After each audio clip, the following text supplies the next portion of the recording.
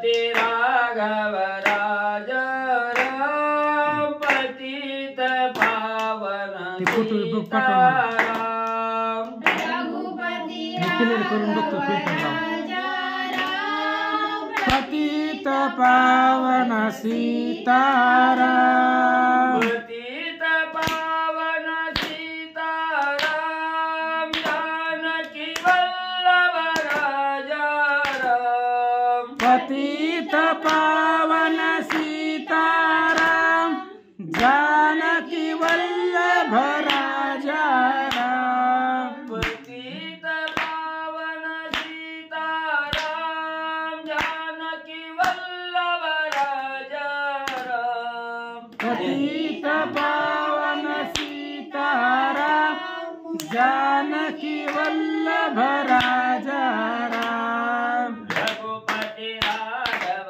राजा राम पतित पावन सीताराम रघुपति राघव राजा राम पतित पावन सीताराम रघुपति राघव राजा राम पतित पावन सीताराम रघुपति राघव राजा राम पतित पावन सीताराम पतित पावन सीताराम जानकी वल्लभ राजा राम पतित पावन सीताराम जानकी वल्लभ राजा राम पतित पावन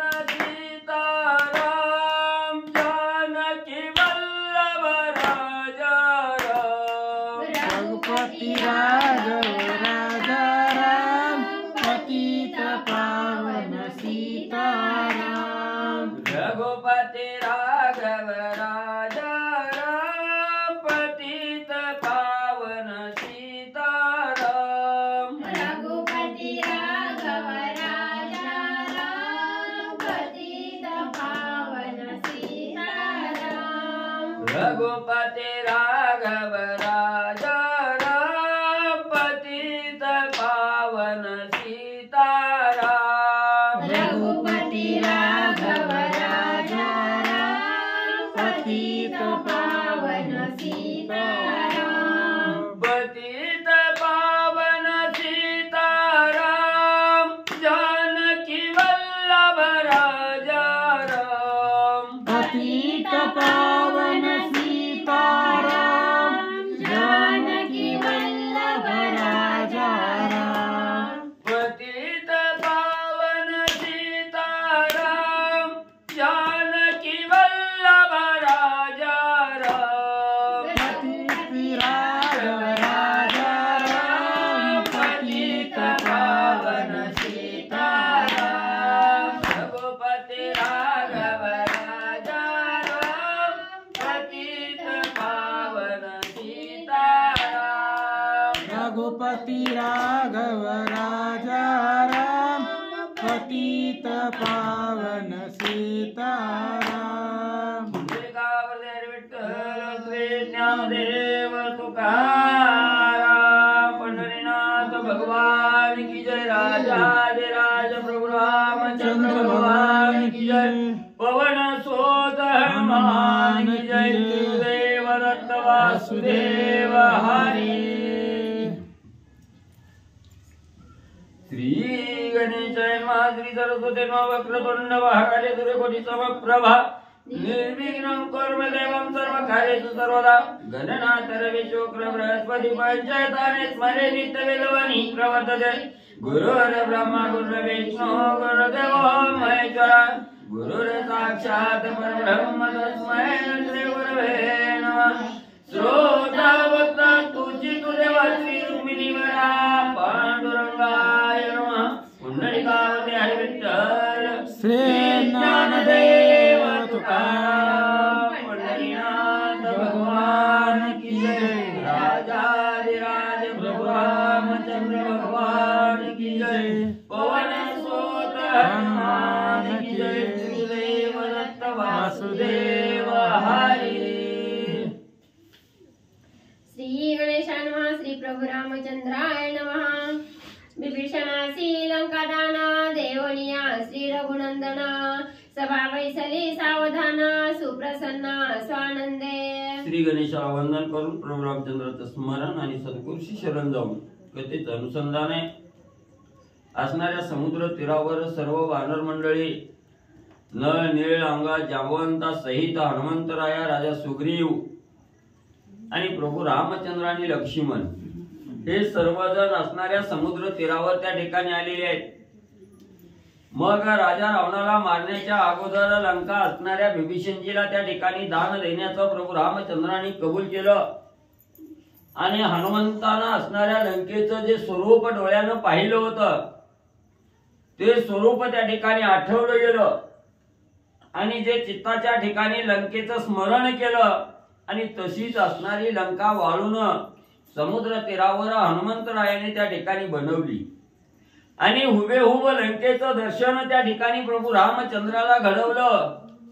प्रभू रामचंद्राला आनंद त्या ठिकाणी झाला आणि जी वालुकामय असणारी जी लंका आहे हनुमंताने बनवलेली त्या लंकेला असणारा त्या ठिकाणी विभीषणजीचा असणारा अभिषेक त्या ठिकाणी केला, दान त्या ठिकाणी दिले असं सांगितलं गेलं. अभिषेक केला आणि सर्व असणाऱ्या वानर मंडळी सहित त्या ठिकाणी सभा भरलेली आहे आणि सभेच्या ठिकाणी समुद्र तीरावर प्रभू रामचंद्र वानरांना काय त्या ठिकाणी सांगू लागले. वानर करीती गदारोळ विभीषणाची सुख कल्लोळ सुग्रीवा उल्हास प्रबळ सकळ दळ देखोनी. मग असणारा त्या ठिकाणी विभीषणजीला लंकेचा अभिषेक त्या ठिकाणी केला.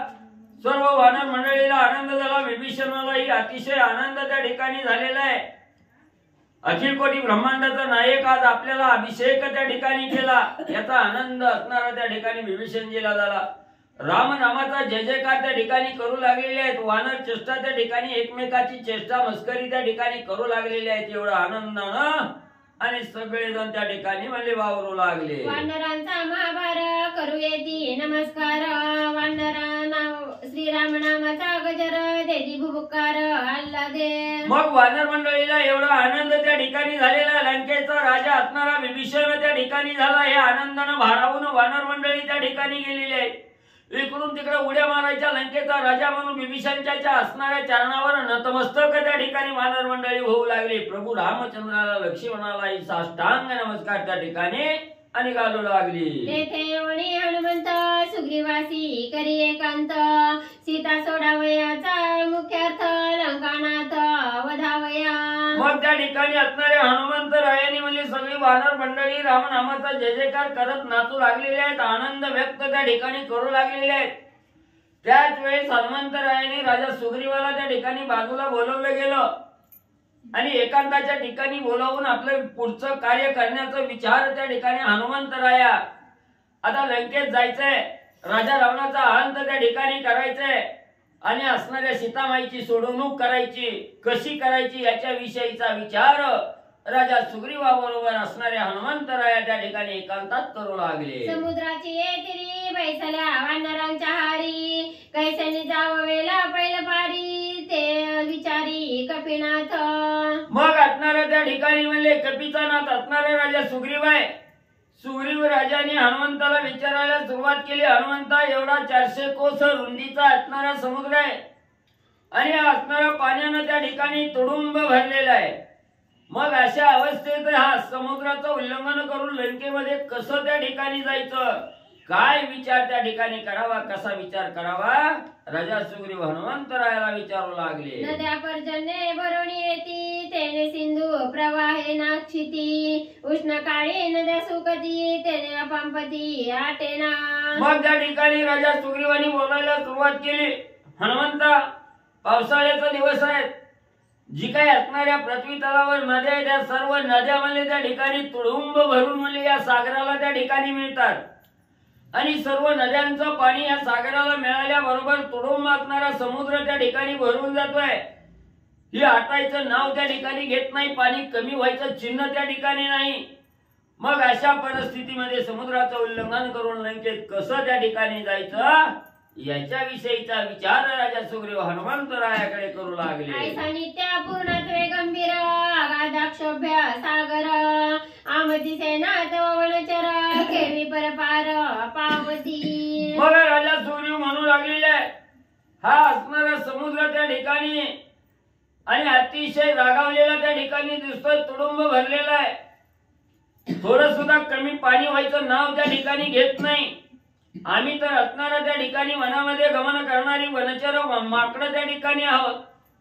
मग हा असणारा समुद्र म्हणजे आमच्या असणाऱ्या शक्तीनं कसा तरुण त्या ठिकाणी जावं, हे समुद्राचं उल्लंघन कसं म्हणजे त्या ठिकाणी होईल, याच्यासाठी काय विचार त्या ठिकाणी करावा राजा सुग्रीव हनुमंतरायाला बोलू लागलेले आहे. समुद्र लंघना उपाव आम्हासी सर्वता न दिसे पहाव तू तवा वानराचा महाभाव काय उपाव करावा. मग हनुमंतराया आमची असणारी शक्ती म्हणजे हा समुद्र बघून क्षीण त्या ठिकाणी झालेली आहे. आमच्याच्यानं असणारा समुद्र उल्लंघन होणार नाही असं आमच्या मनाला त्या ठिकाणी वाटतंय. तू तर या सर्व वानर मंडळीमध्ये असणारा श्रेष्ठ बलवान त्या ठिकाणी ज्ञानी आहे. म्हणून म्हणली त्या ठिकाणी कसा विचार त्या ठिकाणी करावा आणि कसं समुद्राचं उल्लंघन करावं याच्याविषयीचा विचार हनुमंतराया तुम्ही सांगा. राजा सुग्रीव विचारू लागले. पैसोनी वानरे समुद्र तटी करीती लांब लांब गोष्टी ते तव मित्या गाठावटी जावया परतटी शक्ती नाही. मग त्या ठिकाणी असणारी वानर मंडळी सगळी आपापसात चर्चा करू लागली. कोण कोण आपलं म्हणणं मानू लागलेलं आहे की एका क्षणात समुद्राचं उल्लंघन करून जाऊ. कोण म्हणतंय माझ्याच्यानं अर्ध्या समुद्रापर्यंत जाणं होईल, कोण म्हणतंय जाणं होणार नाही. उगा आपल्या बाळाच्या अंगमान त्या ठिकाणी दाखवू लागली, पण ही सगळं खोट आहे त्या ठिकाणी, मिथ्या चावट आहे त्या ठिकाणी. मग म्हणले त्या ठिकाणी अंगवन नसताना ही वानर मंडळी बडबड करते, पण ह्याचा काय उपयोग त्या ठिकाणी नाही. मग असणारा विचार त्या ठिकाणी कसा करावा याचा असणारा सारासार विचार सगळी वानर मंडळी सहित हनुमंतराया करू लागले. सुग्रीव म्हणे हनुमंता काय बुद्धी करावी आता समुद्र लंघनी तत्वता उपाव सर्वथा सेना. मग राजा सुग्रीवानी बोलायला सुरुवात केली. हनुमंत हा असणारा दुर्धर समुद्र आहे, उल्लंघन होत नाही. मग आता काय विचार त्या ठिकाणी करावा. मला तर काय सुचना गेलं म्हणजे कसं जावं कसं असणाऱ्या लंकेचा शोध त्या ठिकाणी घ्यावा. म्हणून म्हणजे असणारा काहीतरी उपाय म्हणजे त्या ठिकाणी करा. राजा सुग्रीव हनुमंतरायाला सांगू लागले. कैसे वधावे लंकानाथा कैसे आणावी ते सीता सुखी न करावे रघुनाथा ऐसी अवस्था दिसत आहे. राजा सुग्रीव बोलू लागले, एवढा चर्चेकोसर रुंदीचा समुद्र उल्लंघन करण्याचं सामर्थ्य आमच्या अंगात नाही. अशक्य प्राय असणारी गोष्ट आहे. कसं म्हणली एवढा समुद्र उल्लंघन करून जावं, त्या राजा रावणाचा असणारा अंत त्या ठिकाणी करायचा, सीतामाईची सोडवणूक त्या ठिकाणी करायची आहे, प्रभू रामचंद्राला कार्य करून आनंद त्या ठिकाणी द्यायचा आहे. मग म्हणली त्या ठिकाणी ही दुर्धर म्हणजे त्या ठिकाणी दिसायला लागलंय.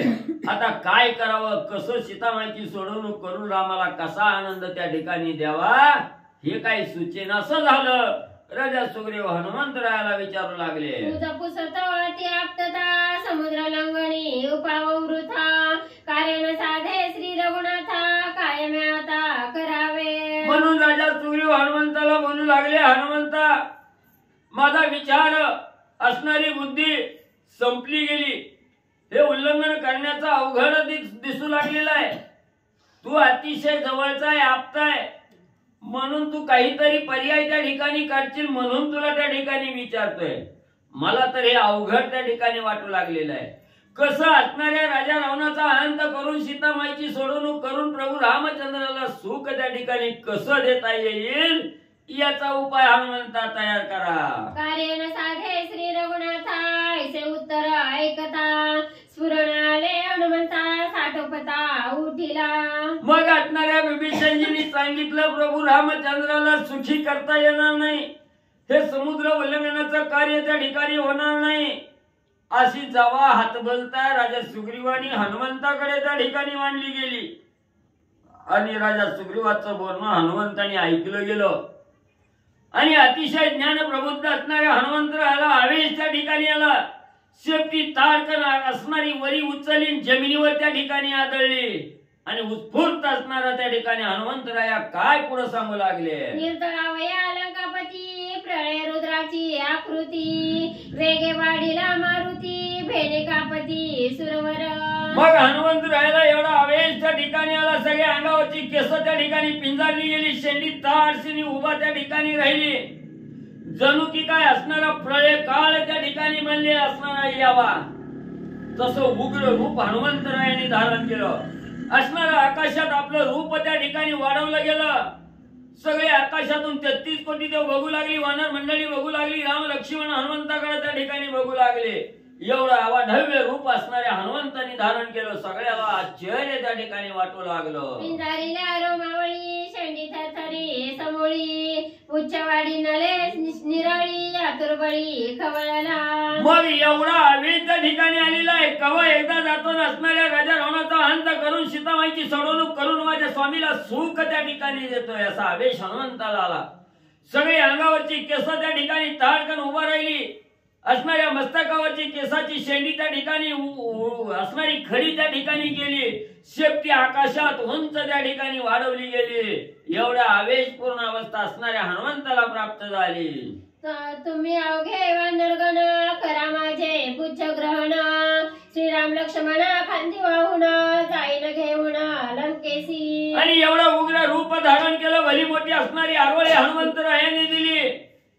अरे म्हणजे कुणीही मनामध्ये शंका त्या ठिकाणी घेऊ नका. साशंकित मन त्या ठिकाणी करू नका. चित्ताच्या ठिकाणी चिंता आणू नका. सगळी जण म्हणले सावध व्हा. चिंता विरहित त्या ठिकाणी व्हा. जेवढी वानर मंडळी आहे तेवढी माझ्या असणाऱ्या शिफ्टीवर आरूढ त्या ठिकाणी व्हा.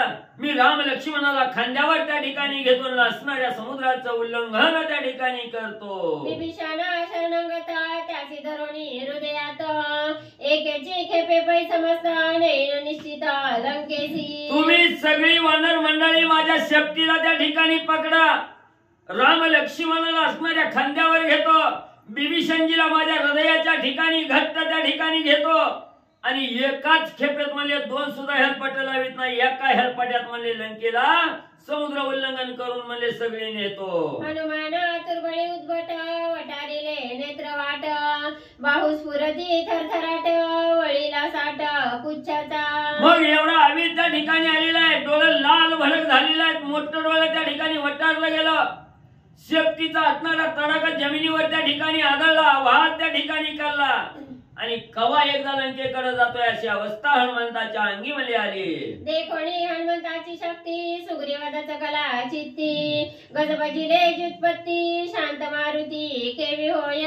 मग त्या ठिकाणी हनुमंतानं उग्र रूप धारण केलेलं आहे. एवढं उग्र रूप असणाऱ्या राजा सुग्रीवानं पाहिलं गेलं म्हणू लागले काय या हनुमंताचं असणार एवढं म्हणजे राग त्या ठिकाणी धारण झालेलं आहे. एवढं उग्र रूप म्हणजे त्या ठिकाणी धरलेलं आहे. आता बाबा काय करतोय काय नाही कवा याचा राग शांत होतय. म्हणून सगळी वानर मंडळी सुद्धा त्या ठिकाणी म्हणजे भीतीयुक्त झाली.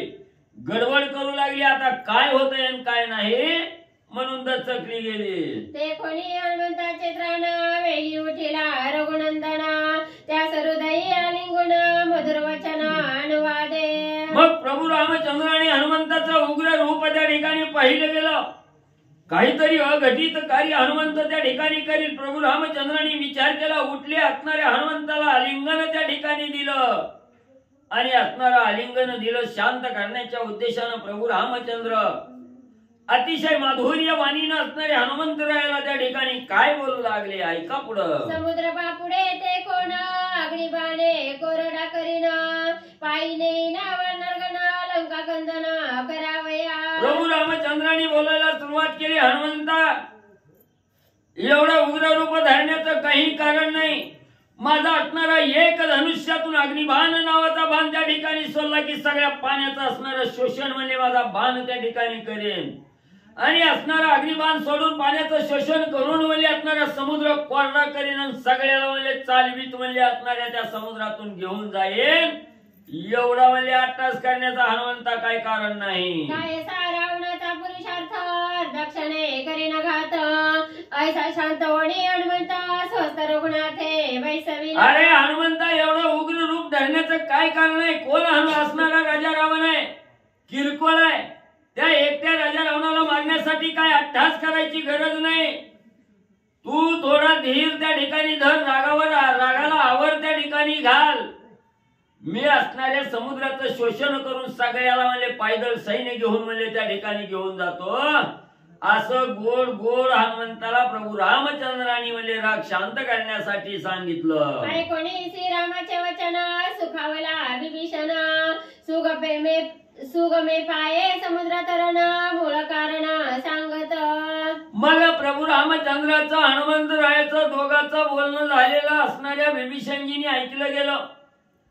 विभीषणजीला अतिशय आनंद वाटला, मनाला समाधान त्या ठिकाणी वाटलं आणि मन राहवलं नाही. विभीषणजीच्या मनामध्ये काय असणारा विचार त्या ठिकाणी आला. हा असणारा समुद्र तारून जात असताना त्या ठिकाणी एक उपाय आहे. जो उपाय असणाऱ्या विभीषणजीच्या चित्ताला त्या ठिकाणी आठवला गेला. तो असणारा उपाय विभीषणजी प्रभू रामचंद्राला सांगू लागलेले आहे. श्रीराम वाक्य प्रतापपूर्ण ऐकोनिया विभीषण स्वयं घालोणी लोटांगण कर जोडोणी विनवित. मग प्रभू रामचंद्राचं असणारं वचन त्या ठिकाणी ऐकलं गेलं की ह्या असणाऱ्या समुद्राच्या पाण्याचं शोषण माझ्या बाणानं त्या ठिकाणी करीन म्हणले सगळ्याला चालवीत त्या ठिकाणी. हे असणारं वचन असणाऱ्या विभीषणजींनी ऐकलं गेलं. प्रताप प्रौढी असणाऱ्या प्रभू रामचंद्राची ऐकली गेली. प्रभू रामचंद्राला साष्टांग नमस्कार असणाऱ्या विभीषणजींनी घातला. हात जोडले आणि भगवंताच्या पुढे हात जोडून असणारे विभीषणजी त्या ठिकाणी काय बोलू लागले. सोडणी अग्निबाण सिंधू शोषिता न लागे क्षण परितेन वेगा भूषण अतिदूषण सूर्यवंशा. मग विभीषणजी हात जोडून प्रभू रामचंद्राच्या समोर उभा राहिले आणि बोलू लागले, स्वामीवर्या तुम्ही आता सांगितलं अग्निबाण सोडीन समुद्राचं पाणी शोषीन, समुद्र कोरडा त्या ठिकाणी करीन, पण म्हणले ही असणारी प्रौढी इथं म्हणले त्या ठिकाणी लागू होणार नाही. समुद्राचं पाणी असणारं शोषण केलं तर बहुत हानी त्या ठिकाणी होणार आहे. इथं काय आपला असणारा प्रताप त्या ठिकाणी प्रताप प्रौढी त्या ठिकाणी सिद्ध होणार नाही. सूर्यवंशाचं नाव लौकिक त्या ठिकाणी होणार नाही.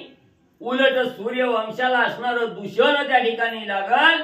हे पाणी शोषण करणं हे असणारं योग्य त्या ठिकाणी नाही. विभीषणजी प्रभू रामचंद्रांना सांगू लागलेले आहे. सावधान परिसे श्री रघुनाथा सांगेन मी समूळ कथा समुद्र पूर्वजा तत्वता ते मुळानुवार्ता अवधारी. मग असणाऱ्या प्रभू रामचंद्र एवढा विचार करण्याच्या अगोदर म्हणजे माझ्या मनामध्ये एक असणारा विचार आलेला आहे. हा असणारा समुद्र म्हणजे सूर्यवंशाचं भूषण आहे. हे असणाऱ्या सूर्यवंशाचं पूर्वज आहे म्हणजे असणारा समुद्र. याच्या विषयीची असणारी कथा असणारी म्हणजे त्या ठिकाणी सांगतो. मग पूर्वजाला तारायचं की मारायचं ही असणारी माहिती आहे. म्हणजे सूर्यवंशाचं भूषण असणारा समुद्र आहे त्याच्या विषयीची असणारी कथा म्हणजे मी थोडक्यात रामा तुम्हाला सांगतो.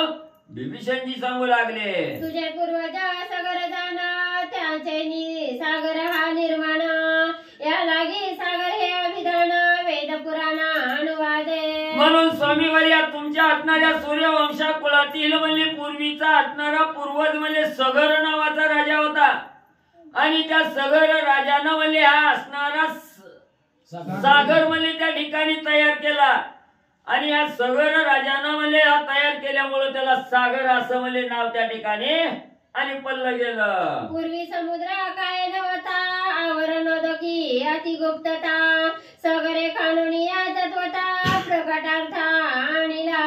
पूर्वी काय म्हणले असा असणारा समुद्र त्या ठिकाणी नव्हता. पहिला म्हणले असणारा पाण्याच्या खाली गुप्त म्हणले असणारा समुद्र त्या ठिकाणी होता. पण या असणाऱ्या सगर राजांनी म्हणजे उत्खनन केलं. असणारा सागर म्हणजे त्या ठिकाणी खांदला गेला आणि खानून म्हणजे हा असणारा जलाशय त्या ठिकाणी तयार केला. मग सगर राजाने केल्यामुळे त्याला असणारं सागर असं म्हणजे नाव त्या ठिकाणी आणि पडलं गेलं. सगरापासून सागरता तो तुझा पूर्वज तत्वता कैसनी त्याच्या करावे घाता निजवंशस्था समुद्र. मग म्हणले असणाऱ्या सागर राजापासून म्हणले असणाऱ्या सगर राजापासून म्हणले हा असणारा सागर म्हणले त्या ठिकाणी निर्माण झालेला आहे. सगर राजा सूर्यवंश कुळातील आहे, तुमचा असणारा पूर्वज आहे. मग त्या पूर्वजाचा असणारा घात करणं म्हणजे त्या ठिकाणी योग्य आहे का? हे योग्य त्या ठिकाणी होणार नाही. दूषण म्हणजे सूर्यवंश कुळाला त्या ठिकाणी लागल असं बिभीषणजी प्रभू रामचंद्रांना सांगू लागले. वेगळे करुणी दशरथा सागर सातवा प्रपिता ऐसी सूर्यवंशाची कथा होय सांगता बिभीषण. म्हणून म्हणले तुमचा असणारा पिता राजा दशरथ आहे म्हणले त्या राजा दशरथाला सोडून म्हणले हे असणारा सागर हा असणारा सातवा वडील आहे म्हणले त्या ठिकाणी. मग म्हणले हे असणारा सातवा वडील असताना त्याचा असणारा घात म्हणले त्या ठिकाणी तुम्ही बाण सोडला की होईल. मग म्हणले नाही का सूर्यवंशाला दूषण म्हणले त्या ठिकाणी लागायचं. आपल्या असणारा पूर्वज आहे, पूर्वजाचा घात केला म्हणून सूर्यवंशाला दूषण त्या ठिकाणी लागल. म्हणून म्हणले रामा हे करणं योग्य त्या ठिकाणी नाही. बिभीषणजी प्रभू रामचंद्रांना सांगू लागलेले आहे. समुद्र पूर्वजा पूज्य जाण त्याची श्रीराम निघाल्या शरण. तो तुझा भेटणे आपण सागरात तरण सांगेल. मग त्या ठिकाणी असणारा समुद्र म्हणजे तुमचा पूर्वज आहे, सागर म्हणजे पूर्वज आहे त्या ठिकाणी. म्हणून म्हणले ह्या असणाऱ्या सागराला जर शरणांगती त्या ठिकाणी पत्करली, शरण सागराला त्या ठिकाणी गेलं तर त्या सागराला अतिशय आनंद त्या ठिकाणी होईल आणि तुमच्या दर्शनाला म्हणजे सागर सुद्धा त्या ठिकाणी येईल. आणि हा असणारा समुद्र तरण कसं त्या ठिकाणी करायचं याची युक्ती म्हणले असणारा सागर म्हणले त्या ठिकाणी प्रसन्न होऊन सांगाल. म्हणून म्हणले असं करण्यापेक्षा सागराला शरण त्या ठिकाणी जावं. म्हणून बिभीषणजींनी प्रभू रामचंद्रांना सांगितलं तुझा प्रताप श्री रघुनाथा समुद्र जाणतो तत्वता. त्या तुझ भेटीची परमास्था मज सर्वथा कळलीसे. म्हणून रामा रामा म्हणले माझ्या मनाला एक असणारं कळून चुकलंय म्हणले. असणाऱ्या ह्या सागराला सुद्धा म्हणले तुमचा असणारा प्रताप आहे तो माहित आहे म्हणले त्या ठिकाणी. आणि तुमच्या प्रतापाचा आनंद म्हणले सागराला सुद्धा त्या ठिकाणी होत आहे. म्हणून म्हणले सागर सुद्धा तुमच्या भेटीची आतुरतेने त्या ठिकाणी वाट पाहतोय. ही मला कळून म्हणले त्या ठिकाणी चुकलेलं आहे. म्हणून म्हणले आपण आता असणाऱ्या सागराला शरण त्या ठिकाणी जाऊ. त्या सगर राजाला असणारं दर्शन त्या ठिकाणी देऊ, समुद्राला दर्शन त्या ठिकाणी देऊन आपलं कार्य म्हणले त्या ठिकाणी साधू. बिभीषणजींनी सांगितलं गेलं भूतव प्रतापी रघुराजा सगरवंशी वंशध्वज. समुद्र तुझा निज पूर्वज करील काज वंशाचे. मग सगर वंशाचा तुम्ही असणारा ध्वज आहे प्रभू रामचंद्र. तुम्ही सगळे श्रेष्ठ त्या ठिकाणी आहात. म्हणून म्हणले त्या असणाऱ्या सगर राजाला असणाऱ्या सागराला म्हणले त्या ठिकाणी दर्शन द्यावं, आपलं कार्य त्या ठिकाणी साधावं. सूर्यवंशाचं भूषण असणारे प्रभू रामचंद्र तुम्ही त्या ठिकाणी आहात. म्हणून म्हणले हे कार्य त्या ठिकाणी करावं. निज पूर्वजा सिंधुशी शरण रिगता तुझ लाज कोण. सुखोपाये समुद्र तरण स्वयं आपण सांगेल. म्हणून बिभीषणजी म्हणू लागले रामा असणाऱ्या शत्रूला शरण जायचं नाही, वैर्याला शरण त्या ठिकाणी जायचं नाही.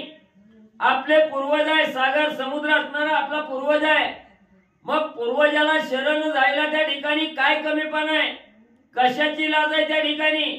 म्हणून आपल्याच असणाऱ्या पूर्वजाला आपण शरण त्या ठिकाणी गेलो की आपलं असणारं समुद्र तरणाचं कार्य त्या ठिकाणी होईल, आपल्याला आनंद त्या ठिकाणी होईल, आपलं कार्य त्या ठिकाणी साधलं जाईल. म्हणून म्हणले रामा हा विचार त्या ठिकाणी करावा. बिभीषणजी प्रभू रामचंद्रांना सांगू लागले धर्मशील सज्ञानता समूळ निज वंशाची कथा. बिभीषणे स्वयं सांगता श्री रघुनाथा आल्हाद. मग त्या ठिकाणी धर्मशील असणारे ज्ञानवान असणारे त्या ठिकाणी बिभीषणजी आहेत. ह्यांनी असणाऱ्या सगळ राजाची कथा प्रभू रामचंद्रांना त्या ठिकाणी सांगितली गेली. बिभीषणजीचं वचन प्रभू रामचंद्रांनी ऐकलं गेलं. रामालाही अतिशय आनंद त्या ठिकाणी वाटू लागला. श्री गणेशाय नमः. श्री प्रभू रामचंद्राय नमः. बिभीषणाची जय गोष्टी ते रुचली श्रीरामा पोटी. लक्ष्मण सुग्रीवे लक्षोनी दृष्टी तेची जगजेटी अनुवादे. मग त्या ठिकाणी असणाऱ्या बिभीषणजींनी म्हणजे सांगितलं गेलं. बिभीषणजीचं बोलणं प्रभू रामचंद्राने ऐकलं गेलं. रामाला आवडलं गेलं, पटलं गेलं, आनंद झाला. तेच बिभीषणजीचं वचन असणाऱ्या हनुमंताने ऐकलं, राजा सुग्रीवाने ऐकलं गेलं. सगळ्यालाही बरोबर बिभीषणजी बोलतायत हे पटलं गेलं. चांगलं त्या ठिकाणी वाटलं, सगळ्याला आनंद झाला. पुढे काय कार्य करू लागले. सागरासी निघावे शरण गोड बोलिला बिभीषण सुग्रीव राजा सखा लक्ष्मण तुम्ही हे वचन रुचिके. मग त्या ठिकाणी असणार म्हणजे बिभीषण राजाने त्या ठिकाणी सांगितलं गेलं सागराला असणार शरण त्या ठिकाणी जायचं. मग त्या ठिकाणी असणाऱ्या सगळ्यांनी ऐकलं, सगळ्याला आनंद झाला. प्रभू रामचंद्राने असणाऱ्या त्या ठिकाणी लक्ष्मणजी, राजा सुग्रीवाय, हनुमंताय सगळ्याला त्या ठिकाणी विचारलं, बिभीषणजी सांगतायत हे तुम्हा सगळ्याला त्या ठिकाणी पटतंय का असं विचारलं गेलं. सुग्रीवानी लक्ष्मण वदती बंधोनी श्रीरामचरण बिभीषण वचन अतिप्रमाण तेचे आपण करावे. मग प्रभू रामचंद्राने विचारलं, बिभीषणजींनी सांगितलेल्या सगळ्याला म्हणजे त्या ठिकाणी मान्य आहे का, जायचंय का समुद्राला शरण. त्याच वेळेस असणारे लक्ष्मणजी, असणाऱ्या वानरांचा राजा असणारे सुग्रीव उठले, प्रभू रामचंद्राच्या समोर आले, हात जोडलं, चरण वंदन त्या ठिकाणी केलं आणि सांगितलं, स्वामीवर्या तुम्ही जो निर्णय घ्याल ती योग्य आहे. बिभीषणजींनी सांगितलेलं आम्हाला त्या ठिकाणी पटलेलं आहे, तसंच कार्य म्हणजे आपण त्या ठिकाणी करावं.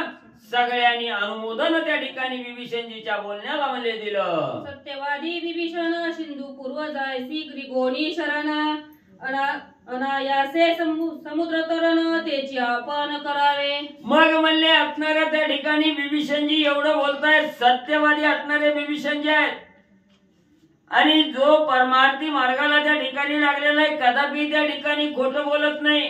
बिभीषणजीचं सत्य वचन आहे त्या ठिकाणी.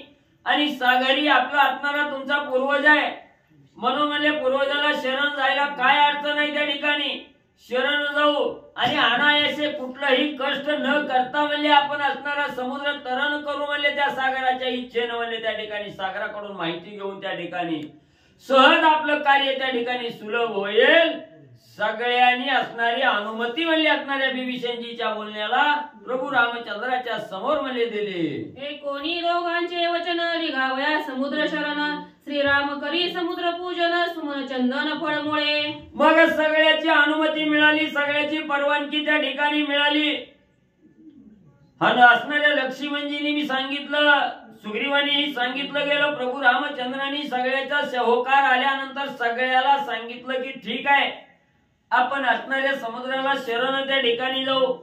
लगेच असणाऱ्या त्या ठिकाणी फुलम पुष्पम सगळं म्हणजे त्या ठिकाणी गोळा केलं आणि असणाऱ्या समुद्राची पूजन करण्यासाठी प्रभू रामचंद्र पुढे म्हणजे त्या ठिकाणी जाऊ लागले. रम्य समुद्राचे तटी पसरोनी खुशास्तरण दाटी दर्भशयनी श्रीराम जगजेटी घ्यावया भेटी सागराची. मग समुद्राच्या तीरावर त्या ठिकाणी आले, तिथं सगळं असणारं म्हणजे कुशास्तरण केलं. सगळं असणाऱ्या गवताची शेज रचली गेली, हरळीची शेज रचली, त्याच्यावर असणारे प्रभू रामचंद्र बसले. पुढं सगळं पूजेचं साहित्य त्या ठिकाणी ठेवलं गेलं. समुद्राची पूजा करण्यासाठी सगळे तत्पर म्हणजे त्या ठिकाणी झाले. तू आमचा पूर्वज आम्ही तुझे वंशज माझे सिद्ध पावावी काज शरण तुझ अनन्यत्वे. आणि प्रभू रामचंद्राने असणाऱ्या समुद्राची पूजा त्या ठिकाणी केली, प्रार्थना करू लागले, हे सागरा तुम्ही माझे असणारे पूर्वज त्या ठिकाणी आहात, मी तुमच्या असणाऱ्या कुळातील असणारा तुमचा वंशज आहे, प्रभू रामचंद्र आहे. मी तुम्हाला असणाऱ्या अनन्य भावनेनं शरण त्या ठिकाणी आलेलो आहे. आमच्या मनाचं जे काही काज आहे हे समुद्र उल्लंघन करण्याचा हा जो विचार आहे, हा विचार म्हणजे पूर्णत्वाला तुम्ही न्यावा. आमच्या मनाचं काज त्या ठिकाणी पूर्ण करावं, इच्छा आमची पूर्ण त्या ठिकाणी करावी. अनन्य शरण समुद्र तुम्हाला त्या ठिकाणी आलो. ऐसे बोलोनी रघुनंदन दरबासनी करी शयन जवी पुरविला हुताशन दैदिप्यमान अग्निहोत्री. मग त्या ठिकाणी असणाऱ्या प्रभू रामचंद्राने म्हणले समुद्राचं असणारं पूजन केलं, प्रार्थना त्या ठिकाणी केली आणि त्याच असणाऱ्या कुशास्तरण व त्या हरळीच्या गवतावर म्हणजे त्या ठिकाणी तिथं शयन केले. असणारा अग्नी प्रज्वलित त्या ठिकाणी केला, कुंड पेटवलं गेलं. अग्नी जसं झाकलेलं असतंय तेजस्वी जसा दिसतंय तसं प्रभू रामचंद्र तेजस्वी दिसू लागले. तिथं काय झालं, होम हवन ती म्हणलं की नीट वाचा पुन्हा ऐका. ऐसे बोलोनी रघुनंदन दर्पासनी दर्भासनी केले शयन जेवी पुरविला सिंधू शरणागत दिसे निद्रस्त दत्वे. मग मला त्या ठिकाणी असणाऱ्या दुसरी घेतली का मागची घ्या म्हणलं तर पुढची घेतली. मागची घ्या पहिली वाचली. मुचा पूर्वज मी तुझे वंशज माझे सिद्ध पाववी काज शरण तुझं नत्वे. मागची दिवस टाका म्हणलं त्याच्या तर पुढे पुढे. जाते. नाही त्याच्या पुढची. बरं त्याच्या पुढची. वाचा. तीच बसली. हा. ऐसे बोलोनी रघुनंदन दर्भासनी करी शयन जवी पुरविला हुताशन दैदिप्यमान अग्निहोत्री. मग मला त्या ठिकाणी असणारा सागराची असणारी प्रार्थना त्या ठिकाणी केली. त्या असणाऱ्या हराळीच्या शेजेवर मला प्रभू रामचंद्र त्या ठिकाणी झोपले गेले. जसा असणारा अग्निमली त्या ठिकाणी प्रज्वलित झाल्यानंतर जसा तेजस्वी त्या ठिकाणी दिसतो तसे असणारे प्रभू रामचंद्र मला त्या हराळीच्या शेजेवर शयन केल्यानंतर दैदिप्यमान त्या ठिकाणी दिसू लागले. या परी श्री रघुनाथ साधा वयानिज कार्यार्थ ती रात्र सिंधू शरणागत दिसे निद्रास्त साधत्वे. मग त्या ठिकाणी असणारा म्हणजे असं म्हणजे प्रभू रामचंद्र म्हणजे त्या समुद्र तीरावर गवताच्या शेजेवर म्हणजे 3 रात्र म्हणजे त्या ठिकाणी झोपले गेले. तिथून काही म्हणजे त्या ठिकाणी हल्ले नाही. असणाऱ्या सागराला विनंती केली माझ्या असणाऱ्या मनाचं काज म्हणजे त्या ठिकाणी पूर्ण करावे. आमच्या इच्छा म्हणजे समुद्र तरणाच्या ही पूर्ण म्हणजे त्या ठिकाणी करावे. म्हणून म्हणजे 3 दिवस म्हणजे तिथंच म्हणजे असणाऱ्या हराळीच्या शेजेवर म्हणजे शयन केलं. जागृती स्वप्न सुषुप्ती तुर्यातीत श्रीराम मूर्ती तोही शरण सिंधू शरणार्थी दिसे प्रतीती सुरनर. मग त्या ठिकाणी असणार म्हणजे प्रभू रामचंद्र हे असणारा त्या ठिकाणी जागृती स्वप्नी आणि असणारा म्हणजे त्या ठिकाणी सुसुप्ती आणि शेवटी असणारी चौथी तुर्या म्हणजे त्या ठिकाणी ह्या अवस्थेत म्हणजे त्या ठिकाणी बसलेल्या आहेत. समुद्राला शरण त्या ठिकाणी गेलेल्या आहेत. एवढा अखिल कोटी ब्रह्मांडाचा नायक आहे त्या ठिकाणी शरण जाण्याची काय गरज आहे. पण म्हणजे समुद्राला शरण गेलेला 33 कोटी देवांनी त्या ठिकाणी बघितलं गेलं. काय म्हणजे असणारे प्रभू रामचंद्र या ठिकाणी करू लागलेले आहेत. देवाला सुद्धा त्या ठिकाणी आश्चर्य असणाऱ्या प्रभू रामचंद्राचं कार्य बघून होऊ लागलं. ऐसा प्रसुप्त श्री रामचंद्र देखोनी तळमळती वानर केव्हा पाहो समुद्र पार दश शिरावद पदार्थ. मग असे काही केलं 3 दिवस 3 रात्र म्हणजे प्रभू रामचंद्र तिथून उठायला त्या ठिकाणी तयार नाहीत. सगळ्या वानर मंडळींनी हनुमंतरायांनी बघितलं गेलं तळमळ करू लागली. हिथं झोपून म्हणजे कसा समुद्र तरण त्या ठिकाणी व्हायचा म्हणजे आता काय विचार करावा. सगळी तळमळ त्या ठिकाणी वानर मंडळी करू लागली. अनुलक्षोनी श्री रघुनाथ हनुमानी गुह्य सांगत निद्रा करिताची येत व्यर्थ पुरुषार्थ दिसत आहे. मग म्हणजे त्या ठिकाणी हनुमंतराया जवळ आले. प्रभू रामचंद्र त्या ठिकाणी झोपलेल्या अवस्थेत हनुमंतरायांनी पाहिलं गेलं आणि हनुमंतराया म्हणू लागले कार्य करण्यासाठी असणारा ध्येय त्या ठिकाणी दिलेला आहे. नुसतं म्हणजे खायचं आणि झोपायचं म्हणजे या ठिकाणी नुसतं झोपून कसं म्हणजे आपलं कार्य त्या ठिकाणी साधणार आहे. झोपणं हे व्यर्थ आहे म्हणजे त्या ठिकाणी झोपून कार्य असणार साधणार नाही. हनुमंतराय सांगू लागले बोलती वानरगण श्रीराम भाता दुर्धर बाण तरी का निघाला शरण गाडे पण धरोनी. मग लगेच असणाऱ्या त्या ठिकाणी म्हणजे हनुमंतांनी सांगितलं रामा झोपून कसं जमल म्हणजे कवा कार्य साधायचं. तेव्हा सगळी बाकीची मी त्या ठिकाणी उठली सांगितलं आपल्या असणाऱ्या स्वामी जवळ प्रभू रामचंद्राजवळ एवढा असणारा दुर्धर म्हणजे धनुष्य बाण आहे. असणारा धनुष्य आहे. असणाऱ्या बाणाचा भात आहे. त्या बात्यात म्हणजे एवढे दुर्धर असणारे बाण आहे त्या ठिकाणी. एक बाण सोडलं की म्हणजे सगळं कार्य करणारं बाण आहे त्या ठिकाणी. आणि म्हणजे इतर रामाला म्हणजे समुद्राला शरण जायची काय गरज आहे म्हणजे असं का करायला लागले. हनुमान म्हणे मी निज सेवक समुद्र तरणी कायसी अटक पुचागरी समुद्र कटक एकाएकही उतरीना. मग हनुमंतांनी बोलायला सुरुवात केली. रामा म्हणजे झोपून कसं कार्य होणार आहे म्हणजे या ठिकाणी झोपणं ही व्यर्थ आहे म्हणजे चिंता करू नका. ह्या सागराला म्हणजे शरण त्या ठिकाणी जाण्याची काही गरज नाही. सगळी वानरमंडी असणाऱ्या शेपटीवर त्या ठिकाणी घेतो. तुम्हाला असणाऱ्या खांद्यावर घेतो. बिभीषणजीला हृदयाच्या ठिकाणी धरतो आणि सगळी म्हणजे एका क्षणात म्हणजे समुद्र पार म्हणजे त्या ठिकाणी करतो. काय चिंता म्हणजे रामा करू नका. अंतर्यामी श्री रघुनाथ जाणून हनुमंताचे हृदयगत स्वयं उठीला सावचित्त निज पुरुषार्थ दावावया. मग म्हणजे असणाऱ्या भक्ताच्या मनातील कळवळा असणाऱ्या प्रभू रामचंद्राने अंतर्ज्ञानानं त्या ठिकाणी जाणला गेला. हनुमंतरायाला विचार गहन त्या ठिकाणी झाला हे कळालं गेलं. लगेच असणारे प्रभू रामचंद्र त्या ठिकाणी उठले आणि असणारा काय मनामध्ये विचार आलेला आहे तो असणारे प्रभू रामचंद्र हनुमंतरायाला त्या ठिकाणी बोलवून दाखवू लागले. तीन दिवस लोटल्या पाठी स्वयं समुद्र न येची भेटी श्रीराम कोपला जगजेटी रक्तांबर दृष्टी कृतांत. कथेचं अनुसंधान भगवान श्रीरामचंद्र बसले. ऐकलं, प्रत्येकाचं मतांतर ऐकलं. बिभीषणानं सांगितलं नका मारू म्हणले, पूर्वज आहे तुमच्या वडिलांपासून 7 नंबरचा पूर्वज असणारा तो सागर आहे, समुद्र आहे, नका म्हटले मारू. ऐकलं, रामचंद्रांनी बसले. 3 दिवस झाले महाराज त्या समुद्राची पूजा केली. 3 दिवस झाले समुद्राने प्रति उत्तर दिलं नाही, काहीच नाही, काही नाही. मग रामचंद्र उठले. वानरांनी सांगितलं रामाला, म्हणले कशाला एवढं मोठं धनुष्यबाण आहे, ताकद आहे, अंगवन आहे, कशाला असं बसले दिनासारखं गरीबासारखं. राग आला रामचंद्राला. वानराच्या मनामधलं ओळखलं, उठले, धनुष्यबाण सज्ज केला. काय करतात, अमुचा पूर्वज हा पूर्ण म्हणून सद्भावे निघालो शरण तो याचे दुर्जनपण न येची आपण भेटीसी. रामाने सांगितलं बिभीषण काकाचं म्हणणं आहे म्हणून बसलो, नाहीतर आम्ही शरण जायला तयारच नव्हतो. बिभीषणाने सांगितलं जावा, पूर्वज आहेत त्यांना मान सन्मान द्या म्हणून रामचंद्र बसले. पण ह्याला काय आपली किंमतच नाही म्हणले, आपण किंमत करायला जावी.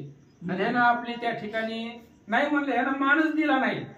म्हणून रामचंद्राला राग आला, धनुष्याला बाण लावला. काय करतात ऐका. याचा वाढवणी सन्मान करून अर्धपाद्यादी पूजन अनन्य भावे रिगता शरण याची आपण भेटीसी. आणि रामचंद्र म्हणतायत याच्या सन्मानासाठी, याला मान देण्यासाठी आपण याची पूजा केली. गवताच्या आसनावरती बसलो, यथोक्त पूजा या समुद्राची केली. पण ही भेटच द्यायला गेले. ह्याला गर्व अहंकार चाललेला ह्या समुद्राला. मी पूजा करावी, आता भगवंतानं त्याची पूजा करावी, पण केली, जाऊ द्या. केली असताना सुद्धा त्यानं मला त्या ठिकाणी भेटीलाच येईना गेला. म्हणून भगवंताला राग आला. याचे सर्वांगी गर्व मोठा अक्षोभ्यत्वे अगाध दाटा यासी मी लक्षणा सुबटा लाविन वाटानी धनाचे. लक्ष्मणा आणि म्हणले धनुष्यबाण कवर वाट बघायची. बघितलं आता तुमच्या म्हणण्यानुसार थांबलो मी, तरी सुद्धा ही त्या ठिकाणी भेटीला आला नाही. आणि म्हणले धनुष्यबाण बघतोच ह्या समुद्राकडे, काय ताकद नाही का म्हणले माझ्यामध्ये. आताच्या आता निर्वाणीचा बाण सोडून जाळूनच टाकतो. भगवंत बोलतात शरण रिघाल्या पुरुषार्थी कीर्ती ते होय अपकीर्ती शरण रिघाव्या असक्ती ते केलिया शक्ती लाभ कैचा. रामचंद्र म्हणतात शरण कुणी जायचं असतं. शरण जर गेलं तर शरण जाणे म्हणजे काय, पाया पडत येणं, ह्याला शरण जाणं म्हणायचं. तुझे आधीन होणं, तू सांगशील तसं, ह्याला शरण म्हणायचं. आणि मी एक तर राजा आहे, सूर्यवंशातला होणारा राजा आहे, भावी राजा आहे, रामच राजा. आणि मी शरण जाणे एका राजानं सगळी कीर्ती धुळेला मिसळते, असं भगवंत बोलतात. शरण रिगताची पाठी वाढी व होय उपराटी ते काय अशी यशाची गोष्टी अपेश वाक्य पुटी जगवले. अरे जर मी शरण गेलोच समुद्राला तर आजपर्यंत जी कमवलेली कीर्ती आहे सगळी धुळेला मिसळते महाराज. एवढं मोठं सामर्थ्य आपलं आहे, पुरुषार्थ आहे. त्या ठिका 14,000 मारले, ही जर शरण आलो तर सगळं धुळेला मिसळते.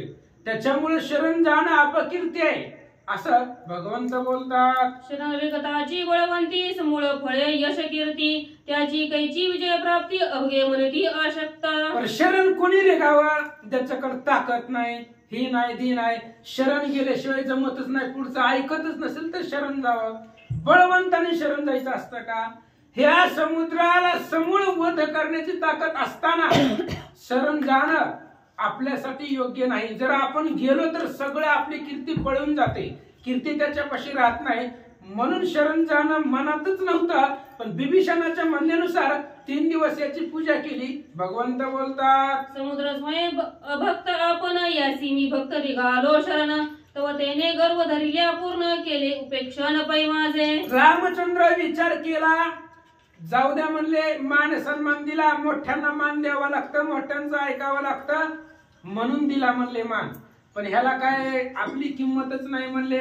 मी भक्त म्हणून शरण निघालो होतो, ह्या असणाऱ्या समुद्राला तुझा हात जोडले, त्याला त्या ठिकाणी आराधना केली, पूजा केली, तरी सुद्धा हा शरण येत नाही. त्याला ताटा चढलेला आहे, गर्व झालेला आहे. भगवंत बोलतात, मृदूपणे नाही यश कीर्ती, मृदूपणे नाही लाभ प्राप्ती, मृदूपणे नाही विजय वृत्ती, जाणे निश्चिती सौमित्र. लक्ष्मण तुला एक सांगतो म्हणले, मऊ राहायचं नाही, गरज पडेल तिथं कठीण राहायचं. मऊ कवर राहायचं, मऊ जर राहिलं तर यश भेटतच नाही. मऊ माणसानं नसावं, असावं, पण दिसण्यासाठी मऊ नसावं.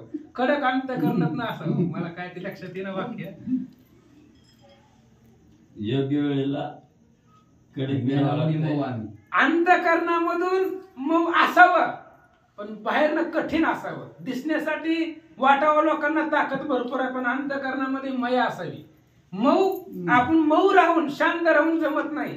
जिथं पाहिजे तिथं राग दाखवला पाहिजे, जिथं पाहिजे तिथं धनुष्य घेतलं पाहिजे, आणि जिथं पाहिजे तिथं नमस्कार केला पाहिजे. आपण नमस्कार केला होता ना, त्यानं मानलं का आपल्याला अंधनुष्य बा. मृदुत्वे संन्यासी धरावी शांती, तेने त्याची परमार्थ प्राप्ती, मृदुत्व अमाराया प्रती जाण अपकीर्ती कारण. आणि अंतःकरणामध्ये शांती कोणी धरावी? संन्यासी लोक असतात, साधू लोक असतात, तपश्चर्या लोक करणारे असतात, त्यांच्यापाशी शांती पाहिजे आणि त्यांना परमार्थाची प्राप्ती होती. म्हणजे शांत कुठं बसायचं? इथं आल्यावर शांत बसायचं. जिथं परमार्थानं प्राप्ती होणार आहे त्या ठिकाणी शांत बसायचं.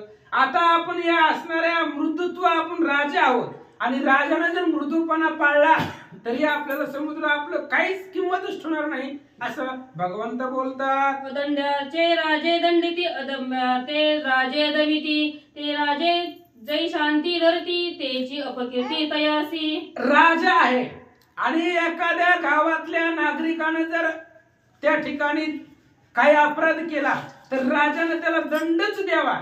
तिथं जर राजानं त्याच्यावरती माया दाखवली, शांत बसला, तर उद्या दुसरं उठल, परवा तिसरं उठल, जाऊ द्या काही करीत नाही राजा, चलतय चलू द्या, असं होईल. त्याच्यामुळं राजानं योग्य त्या वेळेला दंड करावा लागतो. राजानं जर मनामध्ये मृदूपणा धरला आणि त्याला सोडूनच दिलं तर राजाची अपकीर्ती होत असते. काही करत नाही ती, चला असंच आहे, असं होईल. म्हणून जिथं पाहिजे तिथं क्रोध दाखवलाच पाहिजे.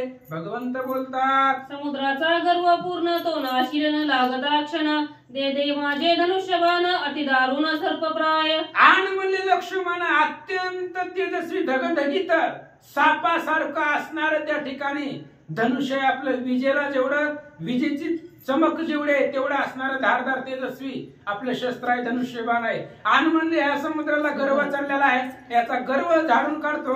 लक्ष्मण भगवंत बोलतात, सर्प लागल्या उतरे विख, त्याहुनी माझे बाण तीख, सुरा प्राणांतक जीवा तेही देख जीव घेती. हे बघ लक्ष्मण, एखाद्याला जर साप चावला तर कदाचित त्या सापाचं विष उतरल, साप चावलेलं विष उतरल, पण माझा जर बाण लागला तर जगतच नाही. कुणाकडेही जाऊ द्या, कुठल्याही दवाखान्यामध्ये नेऊ द्या, माझा बाण लागला की जगत.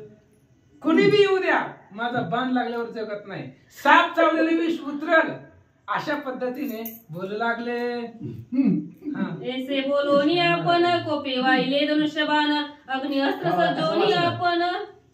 कावळा कसा वाचला? शरण गेला म्हणून वाचला. मग वाचा तेच त्यांनी ऐकली नाही. ऐसे बोलोनी आपण कोपे वाहिले धनुष्यबाण, अग्नि अस्त्र सज्जोनी आपण, ओढी काढून चालिला. आणि अशा पद्धतीने भगवान श्री रामचंद्र सांगतायत, वरच्या वहीमध्ये सांगतो ऐका, माझा बाण लागल्यानंतर जगत नाही, पण जर पुढे तसं सांगितलं नाही होतं, शरणाला तर वाचवतो असं वहीत कुठं सांगितलं ना. सुरासुराला घातक बाण आहे, माझा बाणाचं निवारण नाही. शरण आला तर वाचवतो असं सांगितलंच नाही त्या वहीमध्ये. आला तर वाचवणारच आहे आम्ही. मग काल सांगितलं रावणीमध्ये त्याला वाचवतो. माझा या बाण एवढा दुर्धर आहे, समुद्र पुढे दरारा निर्माण करायचा आहे, त्याच्यामुळे एवढं भयंकर आहे, वाचतच नाही. कुठल्या सापाचं विष उतरल पण माझा बाण त्या ठिकाणी वाचवणार नाही. काळाला अटक असणारा माझा धनुष्यबाण आहे, अशा पद्धतीने भगवंत बोलतात. म्हणून धनुष्याला त्या ठिकाणी असणारा बाण काढला, धनुष्याला लावला, कानाडी वडली. ऐका, शोभला श्रीराम कोण स्वर्गी देव कंपायमान, तळमळती मगर मीन आले निधन सिंधुसी. भगवंताला भयंकर राग आलेला आहे, रामचंद्राला राग आला. पाहिलं देवलोकांनी, असुरांनी सगळेजण भगवंताचा फक्त राग आवेश पाहिला. थर थर थर कापू लागले. पाण्यामधले असणारे जीवजंतू मगर मासे ते सुद्धा तळमळू लागले असं या ठिकाणी सांगतात. समुद्र शोषिता राघव पातळिका पती दानव दैत्यदा नागमानव धाकती सर्व श्रीरामा. रामचंद्राने जर बाण सोडलाच आणि सगळ्या समुद्राचं पाणी शोषून घेतलं तर समुद्र कोरडा होईल. जर समुद्र कोरडा झाला तर याच्यामधले जीवजंतू मरतील. त्यामुळे असणारे पाताळामधले पन्नग असतील, देवलोक असतील, पाण्यामधले जीवजंतू असतील, सगळे रामचंद्राचं आवेश स्फुरण राग पाहिला थरथर कापू लागले. बाण पडता समुद्र जळी सप्त पाताळ करतील होळी पाताळावासी कांपती चळी श्रीराम महाबळी क्षोभला. रामही महाराज तो जाळी नाही जगती तळ झाला क्रोधाग्नी कल्लोळ काळा काळ श्रीराम. भगवंताला जर राग आला आणि त्यानं जर बाण पाण्यामध्ये सोडला तर समुद्राचं पाणी शोषण यात नवलच नाहीये. सप्त पाताळापर्यंत ते असणाऱ्या बाणाचा प्रभाव जाईल आणि तिथपर्यंत दिसणारं सगळं पाणी शोषून घेईल. त्यामुळे असणारे सर्प खाली असणारे देवलोक सगळे त्या ठिकाणी थरथर थर कापू लागले. धनुष्य चढविता श्रीरामा धाके रविचंद्रा काळीमा नक्षत्र पडती ओमा ऋषी स्वधर्मा विसरले. आणि रामाने फक्त धनुष्याला बाण लावलेला आहे आणि त्याच्यापासून प्रलय त्या ठिकाणी निर्माण झाला. रविचंद्र सूर्यचंद्र सुद्धा रामचंद्राचा आवेश पाहिला थरथर थर कापू लागले. साधू ऋषी त्यांनी सुद्धा आपला असणारा स्वधर्म विसरले. एवढा क्रोध भगवंताचा पाहिला. शोषिता समुद्राचे पाणी बाणाग्नी मिळवणी अर्णव अग्नी दोन्ही भस्म करतील अवनी ब्रह्मामणी संचित. ब्रह्मदेवाला सुद्धा मनामध्ये चिंता वाटली ही राम आहे, ही जर रागवला तर पाण्या सगळं पाणी शोषून घेईल. आणि समुद्र जो आहे तो ब्रह्मदेवापासून त्या ठिकाणी आलेला होता.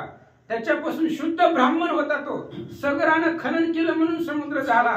ब्रह्मापासून निर्मिती आहे असणाऱ्या समुद्राची. त्याच्यामुळे ब्रह्मदेवाला सुद्धा अवघड वाटलं. भगवंत जर रागवला तर अख्खा समुद्राचा त्या ठिकाणी संपून टाकेला असा विचार करू लागले. ब्रह्मादे कोणी संचित ब्रह्मा भोनी अति अकांत सिंधू निर्दळणी श्री रघुनाथ करील अंत सृष्टीचा.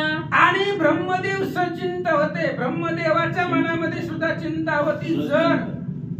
जर रामचंद्र रागावले ब्रह्मभुवनामध्ये सुद्धा आकांत होता.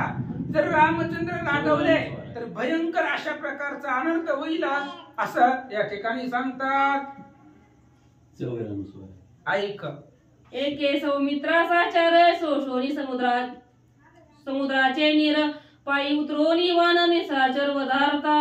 रामचंद्राने सांगितलं लक्ष्मण ऐक म्हणले. ह्याची आपण पूजा केली, मान सन्मान दिला, सगळं केलं म्हणले. आता ऐक, हे असणाऱ्या समुद्राचं सगळं पाणी शोषून घेतो. समुद्रातनं पायवाट करतो, रिकामच करतो समुद्र. आणि जसं चालत पायानं जावं अशी सगळी वानर लंकेला रावणाला मारण्यासाठी घेऊन जातो. संचित आहे झालं की क्लिअर. आता त्याच्यात अनुस्वार नाही चुकले. त्यांनी बरोबर वाचलं. त्यांनी बरोबर सचिंत बरोबर आहे. संचित म्हणजे प्रारब्ध आणि सचिंत म्हणजे डोक्यामध्ये. गोविंदनुसार अर्थ एका घ्या. शब्दावर घ्या. नाहीये. श्री गणेशाय नमः श्री सरस्वत्याय नमः श्री प्रभु रामचंद्राय नमः. धनुष्य ओढिता सत्राना दोन्ही वटारले नयना श्रीराम दिसे काळा समान वानरगण कापती. पाहिलं भगवान श्रीरामचंद्राचं स्वरूप पाहिलं. भयंकर राग आलेला आहे. धनुष्य कानापर्यंत धनुष्याची कानाडी ओढलेली आहे. वानरगण जवळ होते. आता देवगण गंधर्व पाताळामधले कापू लागले रामाचा क्रोध बघून. मग जवळ असलेली वानरांनी सुद्धा पाहिला आणि थर थर थर रामचंद्राला पाहून घाबरू लागले. शोभल ते कोणी श्री रघुनाथ स्त्रिया पुत्रा समवेत समुद्रासी अति अकांत आला प्राणांत श्रीरामे. रामचंद्राला राग आलेला समुद्रानं पाहिला. समुद्राने विचार केला आता नाही म्हणले जगण्याचे चान्स संपले आपले. ही रामचंद्र जर रागवले, यांनी जर बाण सोडला तर आपला अंत निश्चित आहे. त्यामुळे समुद्राच्या परिवारासहित स्त्रियान बाळासहित समुद्र भगवंताच्या आवेशाला घाबरला. सुटल्या श्रीरामाचा बाण त्याते निवारू शकेल कोण त्यासी न होताची शरण आले मरण निश्चित. मग समुद्राने विचार केला रामाना जर बाण सोडला तर निवारण होतच नाही. रामाच्या बाणाला पर्यायच नाही, ऑप्शनच नाही. मग आता एकच पर्याय आहे, फक्त शरण जाणे. शरण जर गेलो तर रामचंद्र त्याचं ब्रीदच आहे. त्याच्यामुळे आता एकच पर्याय उरला, जर जगायचं असेल तर रामाला शरण जाऊ असा विचार समुद्र करू लागला. परम कृपाळू श्री रघुनाथ स्त्रिया पुत्रां समवेत स्वयं होऊनी मूर्तिमंत समुद्रात प्रकटला. आणि त्या ठिकाणी रामचंद्र फक्त धनुष्याला बाण लावून थांबलेले होते. आवेश पाहिला आणि असणारा समुद्र मूर्तिमंत म्हणजे माणसाच्या रूपामध्ये, ब्राह्मणाच्या रूपामध्ये समुद्रात प्रगट झाला. रूप धारण केलं समुद्राने एका द्विजाचं आणि समुद्रामध्ये मूर्तिमंत समुद्र द्विजवेशामध्ये पाहिला. रामनिकट सागरी सहस्त्रोर्मी महालहरी सिंधू प्रकटला त्या माझारी रूपधारी साकार. रामाच्या जवळ समुद्र होता, समुद्राच्या जवळ राम होते, किनाऱ्यावरती उभा होते आणि हजारो लाटा त्या समुद्राच्या येत होत्या जात होत्या. हजारो लाटांमध्ये असणारा तो समुद्र होता आणि त्या लाटांमध्ये एक द्विज रूपामध्ये समुद्र प्रकट झाला. 12 ठिकाणी गंध लावलेले, जसं ब्राह्मणाचा वेश असावा तसा समुद्र प्रकट झाला.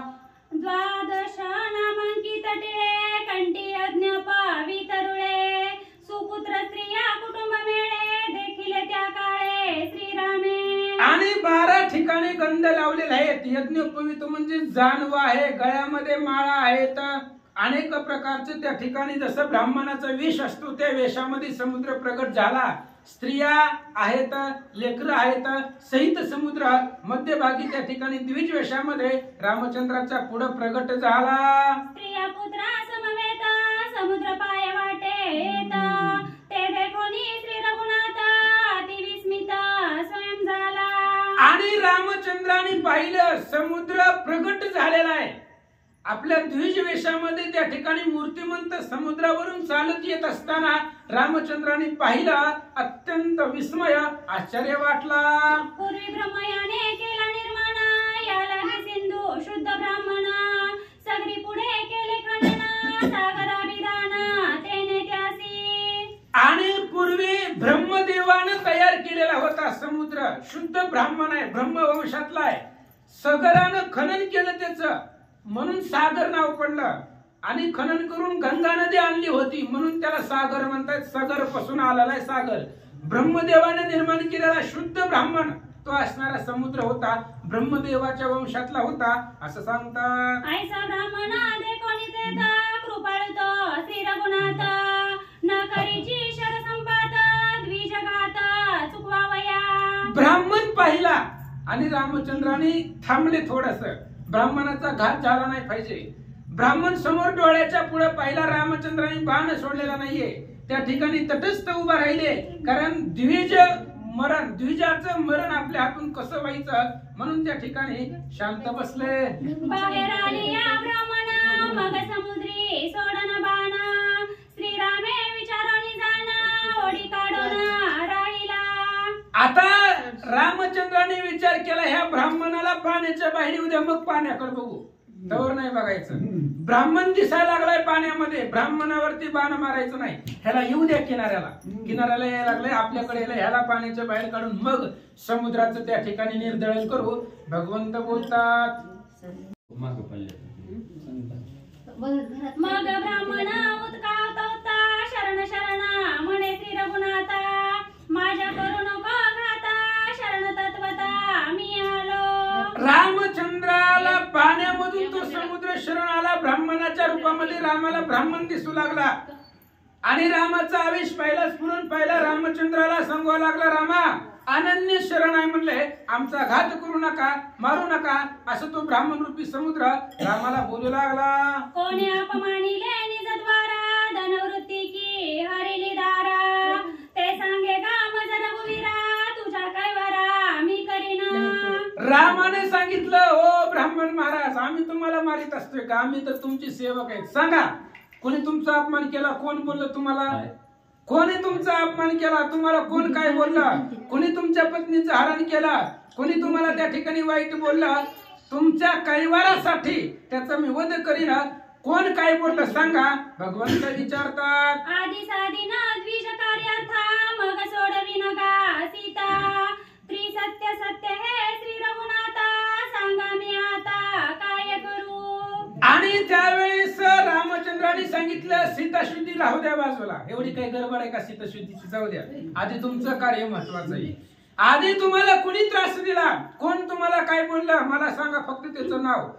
लगेचच त्या ठिकाणी त्याचा वध करून टाकतो. ब्राह्मणाचा अपमान आपल्याला सहन होत नाही. त्यामुळे सांगा तुम्हाला कोण काय बोललं. सीताशुद्धीचं काम राहू द्या, आधी तुमचं काम उरकून करू, असं भगवंत द्विजरूपी सागराला बोलू लागले. मज श्रीराम आलिया शरण तुझ कल्पांती नाही मरण. श्रीराम वंदोनी द्विजांचे चरण पुसे आपण काय करू. रामाने सांगितलं महाराज तुम्हाला भीतीच नाही म्हणले. तुम्ही जर मला शरण आला असताल तर कळी काळ सुद्धा तुमच्याकडे पाहू शकत नाही. म्हणून तुमच्या पाया पडले त्या असणाऱ्या ब्राह्मणाच्या. सांगा म्हणले काय करू, काय अडचण आहे तुम्हाला. असं समुद्र रूपी त्या द्विजाला भगवंत बोलतात. द्विज म्हणे श्री रघुनाथा मी समुद्र शरण आलो आता. सोडून या शर संपता माझ्या घाता का करीसी. आणि मग रामचंद्राने हात खाली घेतला होता ब्राह्मण दिसल्यावर. पुन्हा मग ब्राह्मणाने सांगितलं मीच समुद्र आहे, समुद्र आहे, मला कशाला मारायला तुम्ही बाण काढलाय. त्या ठिकाणी मी असणारा समुद्र रूपी आलेलो आहे आणि माझा वध का करायला लागला. तर असं समुद्र बोलू लागला. तू माझा पूर्वज सनातन तुझ देवोनी सन्मान. 3 दिवस निरंजन म्या दर्पशयन सेविले. आणि रामचंद्र सांगू लागले समुद्रा तू समुद्र आहे. मग इतक्या दिवस काय झालं होतं. 3 दिवस झालं तुझी मी आराधना करतोय, पूजा केली, तुला मान सन्मान दिलेला आहे. तुझी भेट घेण्यासाठी मी 3 दिवस झाला तुझी पूजा करायला लागलो. असं भगवंत बोलतात. तुझे अंगी गर्वपूर्ण भेटीन देसीच जाणून. आता वाचवावया निज प्राण आलो शरण म्हणतोसी. रामानं सांगितलं मला सगळं कळतंय, मला कळत नाही का. तुझ्या अंगामध्ये गर्व आहे म्हणून तू माझ्या भेटीला आला नाही. आणि आता स्वतःचा जीव वाचवण्यासाठी म्हणून आता तू शरण आलो म्हणतोस. असं भगवंत समुद्राला बोलतात. तुझे निथोरा अपकीर्ती झाली सूर्यवंश अपख्याती. त्याने क्षोभेगा रघुपती भेटी निश्चिती न घ्यायची. समुद्राने सांगितलं रामा कसं आहे म्हणले तुमच्यामुळे कुळाचं त्या ठिकाणी नाव खराब झाले. एवढे मोठे राजे या कुळामध्ये होऊन गेले आणि तुमच्यामुळे या कुळाची अपकीर्ती झाली. मी याच कुळामधला आहे, या सूर्यवंशामधलाच मी आहे आणि माझ्या वंशाची अपकीर्ती तुमच्यामुळे झाली. असं समुद्र रामाला तोंडावर बोलू लागला. आता धरली अंगवण तरी मी घेऊ आलो दर्शन. तुझं गुह्य सांगो आलो आपण सावधान अवधारी. आणि आता तुम्ही त्या ठिकाणी धनुष्यबाण उचललाय म्हणून मी तुम्हाला भेट दर्शन देण्यासाठी आलो. आणि एक गुह्य आहे आमच्या तुमच्यामध्ये अत्यंत जवळचा आप्तपणा आहे.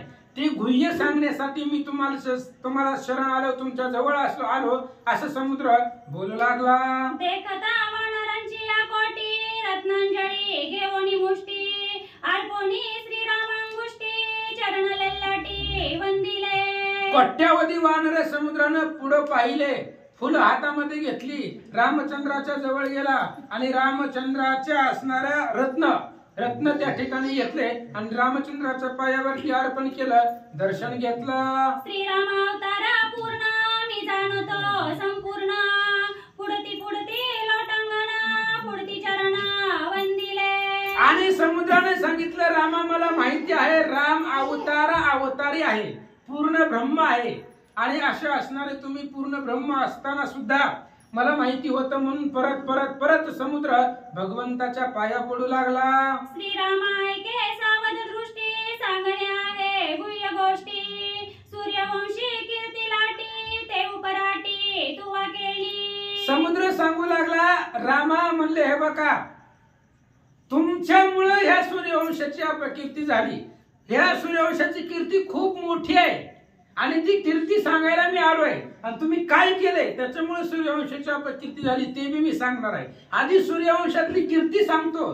कोणते राजे या वंशामध्ये होऊन गेले कोणत्या राजांनी काय काय पराक्रम केला ते आधी सांगतो, नंतर तुम्ही काय त्या ठिकाणी कीर्ती केलेली आहे ते मी सांगतो, ऐका. हरिश्चंद्राची कीर्ती वान किल्ली त्रिजगती, शिबी मांसा तू कोणी कपोती, वैकुंठ प्रती पुरी नेली. रामा याच वंशामध्ये हरिश्चंद्र राजा होऊन गेला. स्वप्नामध्ये दिलेलं होतं दान, आणि स्वप्नामध्ये दिलेलं दान सत्यत्वाला आणलं. ते स्वप्नामधलं दान सत्य खरं करण्यासाठी बायकोला विकून टाकलं. पोराला त्या ठिकाणी असणार ब्राह्मणाला दिलं आणि स्वतः स्मशानभूमीचं राखण करण्यासाठी राहिला. चक्रवर्ती सम्राट होता तो राजा. पृथ्वी वलयांकित सगळे राज्य त्याच्या अधीन होती. आणि असा असणारा सम्राट सत्व राखण्यासाठी स्मशानभूमीचं त्या ठिकाणी राखण करत बसला. एवढा सत्ववान राजा होऊन गेला. पुन्हा शिबी राजा आहे, त्यानं आपल्या शरीराचं मांस केलं, कपोतासाठी मांस अर्पण केलं, असं समुद्र सांगू लागला. रूपमंगदा धर्मांगदेसी व्रत पाळणी एकादशी, नगरी नेली वैकुंठासी, झाले जगासी उपकारी. रामा याच वंशामधला रुक्मांगद राजा आहे, धर्मांगत आहे, पिता पुत्र आहे. ह्यांनी फक्त एकादशीच व्रत केलं आणि एकादशीच्या जीवावर अख्खी नगरी वैकुंठाला घेऊन गेले. आजपर्यंत 3 जणांनी वैकुंठाला नगरी घेऊन गेले. पहिली रुक्मांगद धर्मांगदाने नेली, दुसरी रामचंद्रांनी नेली, आणि तिसऱ्यांदा सुद्धा जाणार आहे असे वशिष्ठोदिकांचं म्हणणं आहे. त्याच्यामुळं पहिली शिबी राजाने नेलेली आहे. पहिली शिबी याने ख्याती केली. पहिल्यांदा शिबी राजाने नेली, दुसऱ्यांदा रुक्मांगद राजाने नेली, तिसऱ्यांदा रामाने नेली, आणि चौथ्याने ही मागोती अयोध्या जाईल वैकुंठाप्रती ऐसी वशिष्ठ दिकांची मती. अशा पद्धतीने त्यांचं म्हणणं आहे. चौथ्यांदा सुद्धा अयोध्या नगरी जिवंत वैकुंठाला जाणार आहे. तीन वेळा आतापर्यंत नेली, चौथ्यांदा सुद्धा जाणार आहे. म्हणून रामा अशा प्रकारचे पराक्रमी वीर, सत्ववान वीर तुमच्या वंशामध्ये होऊन गेले, असं तो समुद्र बोलू लागला.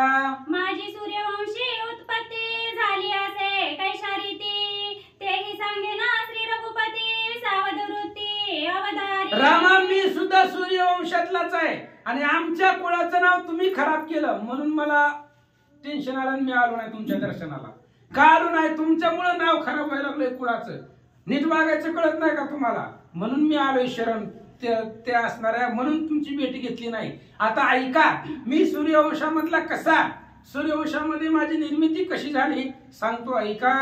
सगरा पासवा सागर हा भागवती कथा विस्तार, कपिल मुनीश्वरा चरिता अति विचित्र अति विलोकी. रामा सगर नावाचा राजा सूर्यवंशामध्ये होऊन गेला, आणि त्याच्यापासून सागराची निर्मिती आहे. ही भागवतामध्ये शुक मुनींनी सांगितलेला आहे. त्याचा कथा विस्तार भरपूर भागवतामध्ये आहे. इथं आपण शॉर्टकट नाथ महाराज सांगणार आहेत. त्याच कपिल मुनीश्वरांचं चरित्र ऐका. तया चरित्राचे पोटी कपिल लक्षोनी क्षोभक दृष्टी, सगर वीर सहस्रसाठी वाघ वज्र दृष्टी क्षापिले. आणि त्या असणाऱ्या कपिल मुनींना राग आला, आणि 60,000 सगर होते. त्या 60,000 सगरांना कपिल मुनींनी शाप दिला. मुखानं त्या ठिकाणी असणारे वाक्य बाहेर पडले, आणि त्यांना शाप दिला. काय दिला ऐका. बलमतासाठी सहस्र नाही भूतदया अणुमात्र, जळता साला होरात्र हे वाघ वज्र सोडिले. बल उन्मत होते, बलाने उन्मत झालेले 60,000 सगर होते. नाही भूतदया नव्हती, दुसऱ्याविषयी प्रेम नव्हतं, दुसऱ्याविषयी अंतःकरणामध्ये दया नव्हती, आणि उन्मत्त झालेली होती बळाच्या ताकदीवरती ही 60,000 सगर. कपिल मुनीश्वरांनी पाहिला, आणि मग त्यांना राग दिला, शाप दिला. अहोरात्र त्या ठिकाणी जळत राहाल अशा प्रकारचं शाप त्या असणाऱ्या सगरांना कपिल मुनीश्वरांनी दिला. वज्रघाता एका ते मारी वाघ वज्राची त्याहुनी थोरी, 60 सहस्र कवळणी विरी आगे कसरी लाविली. वज्राचा जर घात झाला तर एकदाच मारत वज्र, पण जर शाप दिला, वाघ वज्र आहे ते आपल्या मुखामधून शब्द बाहेर पडले. शब्द बघा अंतःकरणाला लागतात.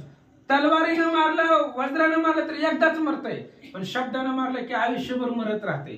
त्याच्यामुळं मुखामधून शाप दिला भयंकर, अहोरात्र जळत राहाल अशा प्रकारचा शाप त्या असणाऱ्या सगरांना दिला. आणि शाप दिल्याबरोबर तिथून त्यांना त्या 60,000 सगरांना आग लावले. वज्रघात येता दारुणा शूर छेदिती विंदोन बाण वाघ वज्रासी निवारण सर्वता जाण असेना. अहो वज्राचा जर आघात आला तर बाणानं त्याचं निवारण करता येते. समोरनं वज्र सोडलं तर बाणानं त्याचं निवारण करता येईल. पण अंध करणारा लागलेले शब्द जर समोरनं आले तर कसं त्याचं निवारण करायचं? तोंडामधून शब्द बाहेर पडलं की पुढच्याच्या अंतकरणाचा काळाला लागतो, त्याचं निवारण होतच नाही. आयुष्यभर ती सलत राहते. ह्यानं असं बोलायला नाही पाहिजे होतं, असं मनाला खचत राहतं, त्याचं निवारणच नाहीये. बाकी तुम्ही कुठल्याही शस्त्रानं मारा, शस्त्र निवारण करता येतं, पण मुखामधून पडलेला शब्दरूपी शस्त्र त्याचं निवारण होतच नाही. नाथ महाराज सांगतात, दळवेना ब्रह्मशापा हाती मागे पुढे ना चले गती धडधडाटे पाय जळती अहोरात्री महावीर. आणि ती सगर जळू लागली. शाप मिळाला कपिल मुनीश्वरांचा, ब्रह्मशाप आहे, ऋषींनी दिलेला शाप आहे. त्यामुळे कोणाची ताकद चालना, कोणाची शक्ती चालना, त्यांची गती चालना, अशा पद्धतीने सांगू लागले. जळत देखता सगरांची कृपा उपजली मुनीश्वरांची प्रार्थनीया कपिलासी उषपासी मागितले. आणि जळत पाहिल्यानंतर ना ते असणारे जे सगर होते ते सगर जळत असताना पाहिले. आणि मुनीश्वरांना, बाकीचे जे मुनीश्वर होते, मुनीश्वर साधू मुनी भूतदया ज्यांच्या पोटामध्ये होते त्यांना कृपा आली. त्यांनी कपिल मुनींची प्रार्थना केली आणि यांना शापमुक्त करा असं ऋषीश्वर कपिल महाराजांना बोलतात. बगापासून उत्पन्न भूता वंशी जन्मला भगीरथ तो गंगा नोनी येता सगर समजता उद्धरिला. लगेच कपिल मुनींनी उशाप दिला. सूर्यवंशामध्ये भगापासून भगीरथ राजा जन्माला येईल. आणि जन्माला आल्यानंतर तुम्ही जी जळत आहात, आता ती जळत जळत विजवण्यासाठी पाणी लागतं. मग सगर राजा गंगा आणील, भागीरथी गंगा एकच आहे, तिला इथं आणील. आणि तुम्ही जी जळत आहात त्या असणाऱ्या तुमचं त्या ठिकाणी निवारण तू सूर्यवंशातला भगीरथ राजा करील असा उशाप दिला. तेची वंशी भगीरथ गंगा नोनी प्रयत्नयुक्त पूर्वीच तारिले गा समस्त जग पुनीत तेने केले. त्याच वंशामधला भगीरथ सूर्यवंशामधला अथक प्रयत्नाने त्याने असणारी गंगा आणली. जी 60,000 भगीरथ ते असणारे 60,000 सगर जे जळत होते तिथं गंगा आणली आणि पाण्यानं त्यांना त्या ठिकाणी त्यांची आग विझवली. अशा पद्धतीने गंगा आणली भगीरथ राजानं. म्हणून भागीरथ किंवा असणारा सागर त्याला त्या ठिकाणी नाव प्राप्त झालं. असं पूर्वीची कथा भगवंताला समुद्र सांगू लागला. ऐसी पूर्वजांची ख्याती तेची वंशी तू रघुपती पुण्य पूज्यत्वे पवित्र कीर्ती थोरा अपकीर्ती तुझा आली. रामा अशा पद्धतीने पूर्वजांची ख्याती आहे, अशा पद्धतीने तुमचा पराक्रम आहे, पुण्यत्व पूज्यत्व पवित्र कीर्ती आहे. पण तुमच्यामुळे अपकीर्ती झाली. एवढी पवित्र वंशातली असणारी राजा आहे पण तुमची अपकीर्ती झाली. ऐका, कळी काळ घालोनी तोडरी दोघे बंधू धनुर्धारी शेकी बाईला नेली चोरी लोकांतरी अपकीर्ती. असो पांडुरंगा कर प्रथम नमन दुसरी चरण संतांच्या त्यांच्या कृपा आशीर्वाद आणि कथेचा विस्तार बाबाजी सद्गुरू असतो का बसलेले सर्व श्रोते मंडळी साधू संतांना साष्टांग प्रणिपात करून कथेला सुरुवात. कथेचं अनुसंधान आहे सागराचं आणि प्रभू रामचंद्राचं बोलणं आहे. मूर्तिमंत सागर झालेले बोलू लागले. बोलत असताना तुमच्याच वंशातले कसे राजे होते त्यांची सांगू लागलेले तर तुम्ही कसं. कळीकाळावळी घातली कासन एक एकाहुनी बळी रे. काय भाऊ भाऊ आहेत म्हणजे किती बलशाली किती ताकदवान आहेत. धनुर्विद्यामध्ये पारंगत आहोत दोघं. पण काय काम केलं म्हणजे तुम्ही एवढे बलशाली एवढे ताकदवान असताना हत्तीसारखं, आपल्या भाषेत सांगायचं हत्तीसारखं लात घालून तिथं पाणी काढणारे असणारे सुद्धा तुमच्या समोर असणारे तुमची पत्नी असणारे प्रभू रामचंद्र पळवून नेली आणि लोकात तुमची अपकीर्ती झाली. असं सागर प्रभू रामचंद्राला नुकून टोचून बोलू लागले. पाठीची हरविली कांता लाज लाविली वंश पुरुषार्था थोर अपकीर्ती तुझे माता श्री रघुनाथा बैसली. भलं मोठं खापर तुमच्या डोक्यावर फुटलं प्रभू रामचंद्र. जवळची असणारी पत्नी पळवून नेली. आणि काय तुमचं पराक्रमण, काय तुमची ताकद म्हणले, जगात जिकडे बघेल तिकडे तुमची अपकीर्तीच आहे. काय ती प्रभू रामचंद्र एवढे भले मोठे असताना, लक्ष्मी म्हणजे त्यांचे भाऊ एवढे भले मोठे असताना बायको चुरून नेली, त्यांची बायको चुरून नेली. श्रीराम सूर्य वंशस्थ सीता विरहे रडत पडत ऐसा कोणी वृत्तांत दुःखाभिभूत मी झालो. मी सुद्धा एक दिवशी अतिशय दुःखी झालो प्रभू रामचंद्र. कळत नव्हतं मला सुद्धा काय का तर ज्योती यायचा ना आमच्या समुद्राच्या किनाऱ्यावर बसलं की चर्चाच त्यांची. काय ती सूर्यवंशातले प्रभू रामचंद्र, काय ती सूर्यवंशातले लक्ष्मी म्हणजे म्हणले. आणि ते प्रभू रामचंद्र लक्ष्मी म्हणजे 14 वर्षाच्या वनवासाला आल्यात. त्याच्यातनं म्हणले राजा रावण आणि त्या प्रभू रामचंद्राची पत्नी पळवून नेली. आणि ते प्रभू रामचंद्र रडत्यात काय, पडत्यात काय, झाडांना विचारत्यात काय, आमची सीतामावली बघितली का, आमची सीतामावली कुणी नेली का, काय प्रभू रामचंद्र. त्याच्यामुळे मला सुद्धा अतिशय दुःख वाटत होतं. पण काय करणार, असं तो सागर बोलू लागला. वा महाराज.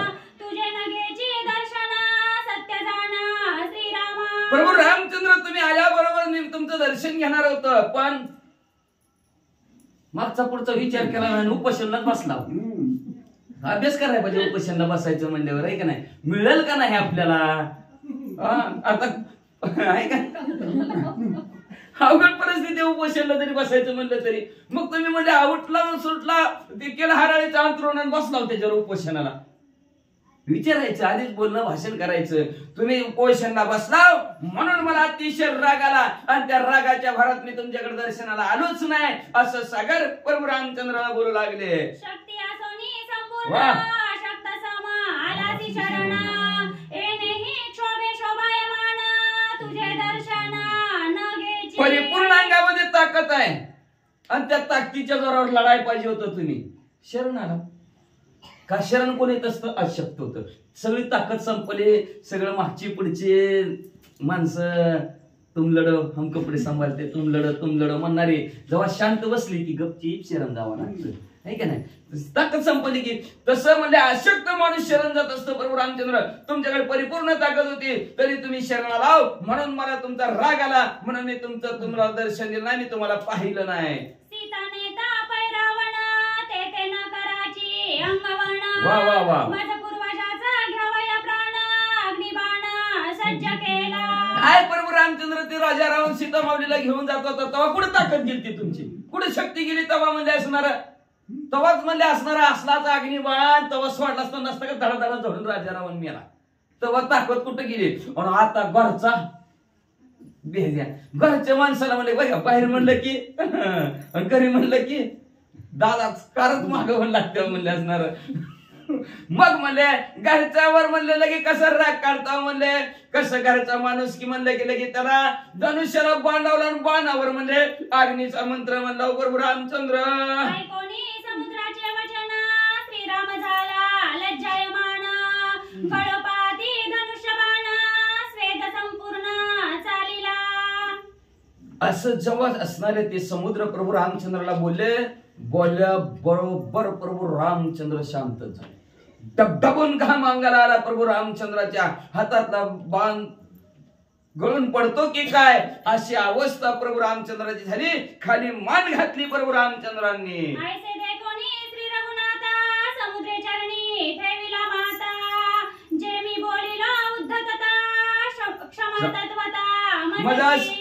मग म्हणले प्रभू रामचंद्राची जवळ अशी अवस्था, खाली मान घातलेली सागराने बघितली. लगेच असणारे सागर प्रभू रामचंद्राच्या जवळ गेले, प्रभू रामचंद्राच्या पाया पडले आणि पाया पडून प्रभू रामचंद्र म्हणू लागले प्रभू रामचंद्र माझ्या पण चुकले,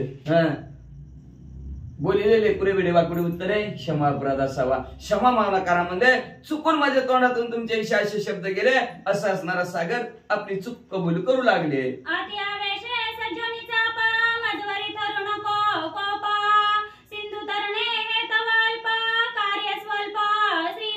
माझ्यावर एवढं रागवू नका, रागवून त्या अग्निबाण माझ्यावर सोडू नका म्हणले. तुम्ही जर अग्निबाण सोडला तर मी जळून जाईल की म्हणले असणार, संपल की मी म्हणले. तर माझ्यावर रागवू नका, अग्निबाण सोडू नका. अहो ही सागर समुद्रात तरून जायचं, तिथं अल्प आहे, किती थोडं आहे, अतिशय थोडकं काम आहे म्हणले. सोपं काम आहे, मी तुम्हाला सांगतो.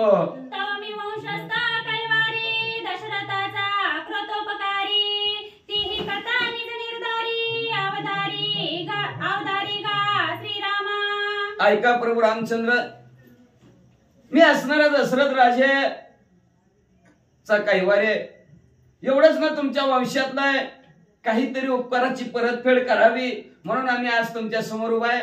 म्हणून प्रभू रामचंद्र तुमच्या कार्यासाठी मदत करतो. जर तुम्हाला समुद्र ओलांडून जायचा, ह्या सागर ओलांडून जायचा आहे, त्याच्यासाठी म्हणजे असणारे तुम्हाला युक्ती सांगतो, ऐका. तारकमया युद्धात मी आणि दशरथ इंद्रासी सहाय्य गेलो तेथा युद्ध कंदनार्थ दृढ झाला. पूर्वी माझ्यावर दशरथ राजाचे भरपूर उपकार आहेत. मी असणार आणि दशरथ राजे दोघं मिळून असणाऱ्या स्वर्गाच्या ठिकाणी गेलो होतो. फेरफटका मारत असताना तेवढ्यात तारकासुर नावचा असणारा दैत्य त्यांनी इंद्रदेवावर चाल केली. त्यांचं घनघोर युद्ध चाललं होतं आणि युद्ध चालत असताना माझा दैत्य करिता घात सहाय्य झाला दशरथ.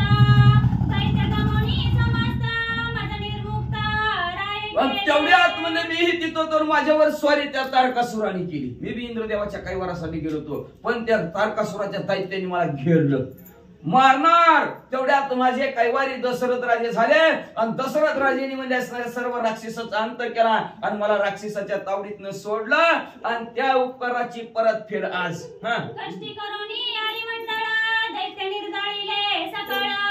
इंद्र सुकोनी तत्काळ प्रीती भूपाळ पूजिला. अतिशय कष्ट आपल्या पराक्रमाच्या ताकदीच्या जोरावर असणाऱ्या त्या दशरथ राजांनी सर्वच्या सर्व राक्षसांचा पराभव केला. इंद्रदेवाला विजय प्राप्त करून दिला. मलाही राक्षसांच्या तावडीतून मोकळं केलं. म्हणून इंद्रदेवाने म्हणले असणाऱ्या दशरथ राजाचा अतिशय आदर सत्कार केला, पूजा केली. इंद्र अत्यंत सुखावणी राया दिदला मुकुटमणी. आम्हा दोघांते पूजोनी अति सन्मानी गरविले. इंद्रदेवाला आनंद झाला. आनंदाच्या भरात मुकुटमणी दशरथ राजाला त्यांनी पूजेच्या ठिकाणी किंवा बक्षीस म्हणून आनंदाने दिला आणि अतिशय गौरवाने आमच्या दोघांचा मान सन्मान केला आणि आम्हाला पृथ्वी तलावर दोघांनाही पाठवलं. तोची मनी दशरथे अति आवडे दिदला सीतेते. जे गुणा निली हनुमंते शुद्धी निश्चिते मानवया. आणि तोच म्हणे दशरथ राजांनी म्हणले कौशल्य मातेकडे दिला होता. आवडती आपलं असणाऱ्या लग्नामध्ये कौशल्य मातेने तो म्हणे सुखमुख आपलं सुनमुख पाहताना सुनमुख पाहायचं आणि त्यावेळेस काय द्यायचं सुनेला म्हणून तो असणारा मुकुटमणी दिला होता. आणि तोच मुकुटमणी म्हणले सीता माऊलीचा शोध घेण्यासाठी हनुमंतराय गेले होते. हनुमंतराने काहीतरी मी तुमची भेट झाली, काहीतरी खुनप्रभू रामचंद्राला दाखवाय द्या म्हणून तोच म्हणे सीता माऊलीने हनुमंतरायाजवळ तुमची खून पटावी म्हणून दिला. असं सागर प्रभू रामचंद्राला बोलू लागले. ऐसा मी दशरथाचा उपकारी काही नव्हेचे प्रत्युपकारी. वा वा वा. तुझा मी होईना सहकारी सैन्य सागरी उतरावया. अशा प्रकारचा उपकार त्या दशरथ राजाचा आहे माझ्यावर. त्या तारकासुर दैत्यापासून माझी सोडवणूक केली. मग आज त्यांच्या असणाऱ्या उपकाराची परतफेड करेल, उद्या उपकाराची परतफेड करेल, पण कधी जमलंच नाही. दशरथ राजे संपून गेले तरी माझ्याकडून असणारे उपकाराची परतफेड झाली नाही. मग त्यांच्या पुढच्या पिढीत असणारी परत त्या उपकाराची फेड करण्याची वेळ माझ्यावर आलेली आहे. प्रभू रामचंद्र, तर हा जो काय समुद्र असणारा ओलांडायचा आहे त्या समुद्र ओढण्यासाठी मी तुम्हाला असणारे मदत करतो. मग मी दशरथ राजाच्या उपकारातून माझी परतफेड होईल असं सागर म्हणू लागले.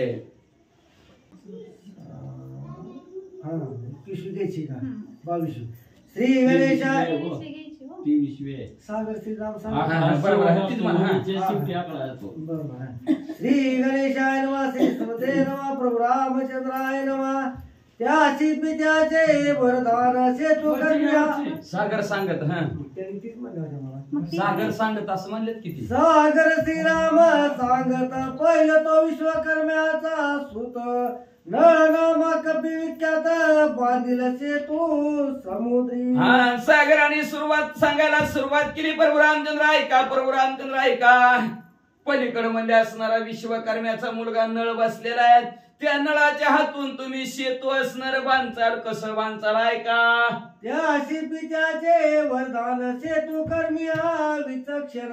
आज्ञा देऊन आपण सेतू बंधन करावे. त्याला विश्वकर्म्याचा त्याच्या वडिलाचा त्याला आशीर्वाद आहे. आशीर्वादाच्या द्वारावर म्हणजे ह्या समुद्रावर तो सेतू बांधल. प्रभू रामचंद्र भक्त तुम्ही त्या निळाला सांगा सेतू बांध. तू तव वंशत रघुनाथा परोपकारी दशरथा आयशा परिपरम सुहर्ता करीन सहायता ते ऐका. अहो प्रभू रामचंद्र तो नळ बांधणार म्हणजे व्यवस्थित असणारा पूल बांधील का? विश्वकर्मा. विश्वकर्माचं ते इंजिनियरचं मुलगा आहे म्हणले असणार. त्याला काय कमी का? बाबा जसं भेटा कुंभार सालटा जे जगाचा इंजिनियर आहे असणार. सर्व देवतांचा गौंडी कोण असेल मंदिर बांधण्याचं तर विश्वकर्मा आहे. ते म्हणतात कुठं बघितला विश्वकर्मा? बघितला की ते गाढवाच्या लग्नात एका रात्रीत आहे का नाही तांब्याचं नगर त्या विश्वकर्म्याने केलं बघा. ती 7 मजलीची बी बघा. ऐका रात्रीत करून टाकलं. अशा प्रकारचा तो विश्वकर्मा त्या विश्वकर्म्याचा मुलगा नळ आहे. सागर म्हणू लागले मी बी तुमच्याच वंशातला आहे, मी बी तुमच्या वंशातला आणि तुम्ही बी माझ्या वंशात आहेत. आणि दशरथ राजाचा माझ्यावर उपकार आहे. त्या उपकाराची परतफेड म्हणून मी सुद्धा तुम्हाला थोडी मदत करतो. काय मदत करतो ऐका. मी नमाग्रहण येती ते तलहरी शांत करीन समस्त वायू योजना सेतू बंधात ऐसा सायार्थ करीन रामा. ऐका प्रभू रामचंद्र मी सुद्धा असणार फुल नाही फुलाची पाकळी म्हणले तुमच्या कार्यात मदत करतो. काय मदत करतो? जेव्हा हा नळ म्हणले सेतू बांधायचा कार्यक्रम चालू करील त्यावेळेस म्हणले आता पाण्यात पूल बांधतो. मगरी येते त्याच्यात असणार मोठं मोठं मासा येतं. आता तिमिगिल नावचा मासा असतं तिमी नावचा. ती माणसाला सुद्धा गिळून टाकते. मोठ्या मोठ्या माणसांना गिळून टाकते. मग तुमच्या वानरांना गिळून टाकलं तर म्हणून मी तुमचं जिथं सेतू बंधनाचं काम आहे तिकडं माशाला येऊच देत नाही. इकडंच आडी येतो म्हणजे ते मासे मगर काय काय असणारे जलचर प्राणी तुमच्याकडे येऊ देत नाही. एवढंच नाही लाटा जरी तुमच्याकडे आल्या तरी लाट्या पलीकडच्या पलीकडच आडवून टाकतो. कुवायू म्हणजे असणार उलट वारं येत असतं. आणि उलट वारं आलं की माणसाला कळत नसतं कसं काय करायचं चालायचं. तर तो वारा सुद्धा मी असणार अडवतो. एवढी मदत माझ्याच्याने करू माझ्याच्याने मदत होती तेवढी मी मदत करतो असं सागर बोलू लागले. लावणी पित्याचे वरदान नळ करील सेतू बंधन आणि काय एक चिन्ह सावधान अवधारी. असं म्हणले त्या विश्वकर्म्याच्या आशीर्वादाने तो नळ म्हणले असणारा सेतू बांधायचं काम करील. पण त्याच्यामध्ये अनेक एक असणार चिन्ह आहे. काय चिन्ह आहे आता ऐका प्रभू रामचंद्र. नळांगी वानर धर्म सागरी सांडिले शाळीग्राम कोपोनिया ऋषी सत्तमा शाप परम दिदला. असं म्हणजे एक दिवशी तो नळ असणारा वानर आपलं समुद्र किनाऱ्यावर खेळत असणारा अनेक ऋषी मंडळी तिथं असणाऱ्या शालिग्राम नावचा असणारा दगड आहे. ती गंडकी नावची नदी ऐकली का आपण? कधी ऐकली? गजेंद्राचं आख्यान. ती गंडकी नावची नदी होती. आणि त्या गंडकीच्या नावच्या नदीत जेव्हा सुदर्शन चक्र सोडलं का भगवंतानी त्यावेळेस म्हणजे त्या गंडकी नावच्या नदीत शालिग्राम नावचा दगड होता. ती सुदर्शन चक्राचा त्याला स्पर्श झाला त्या दगडाला की मनानेच मूर्ती निर्माण झाले.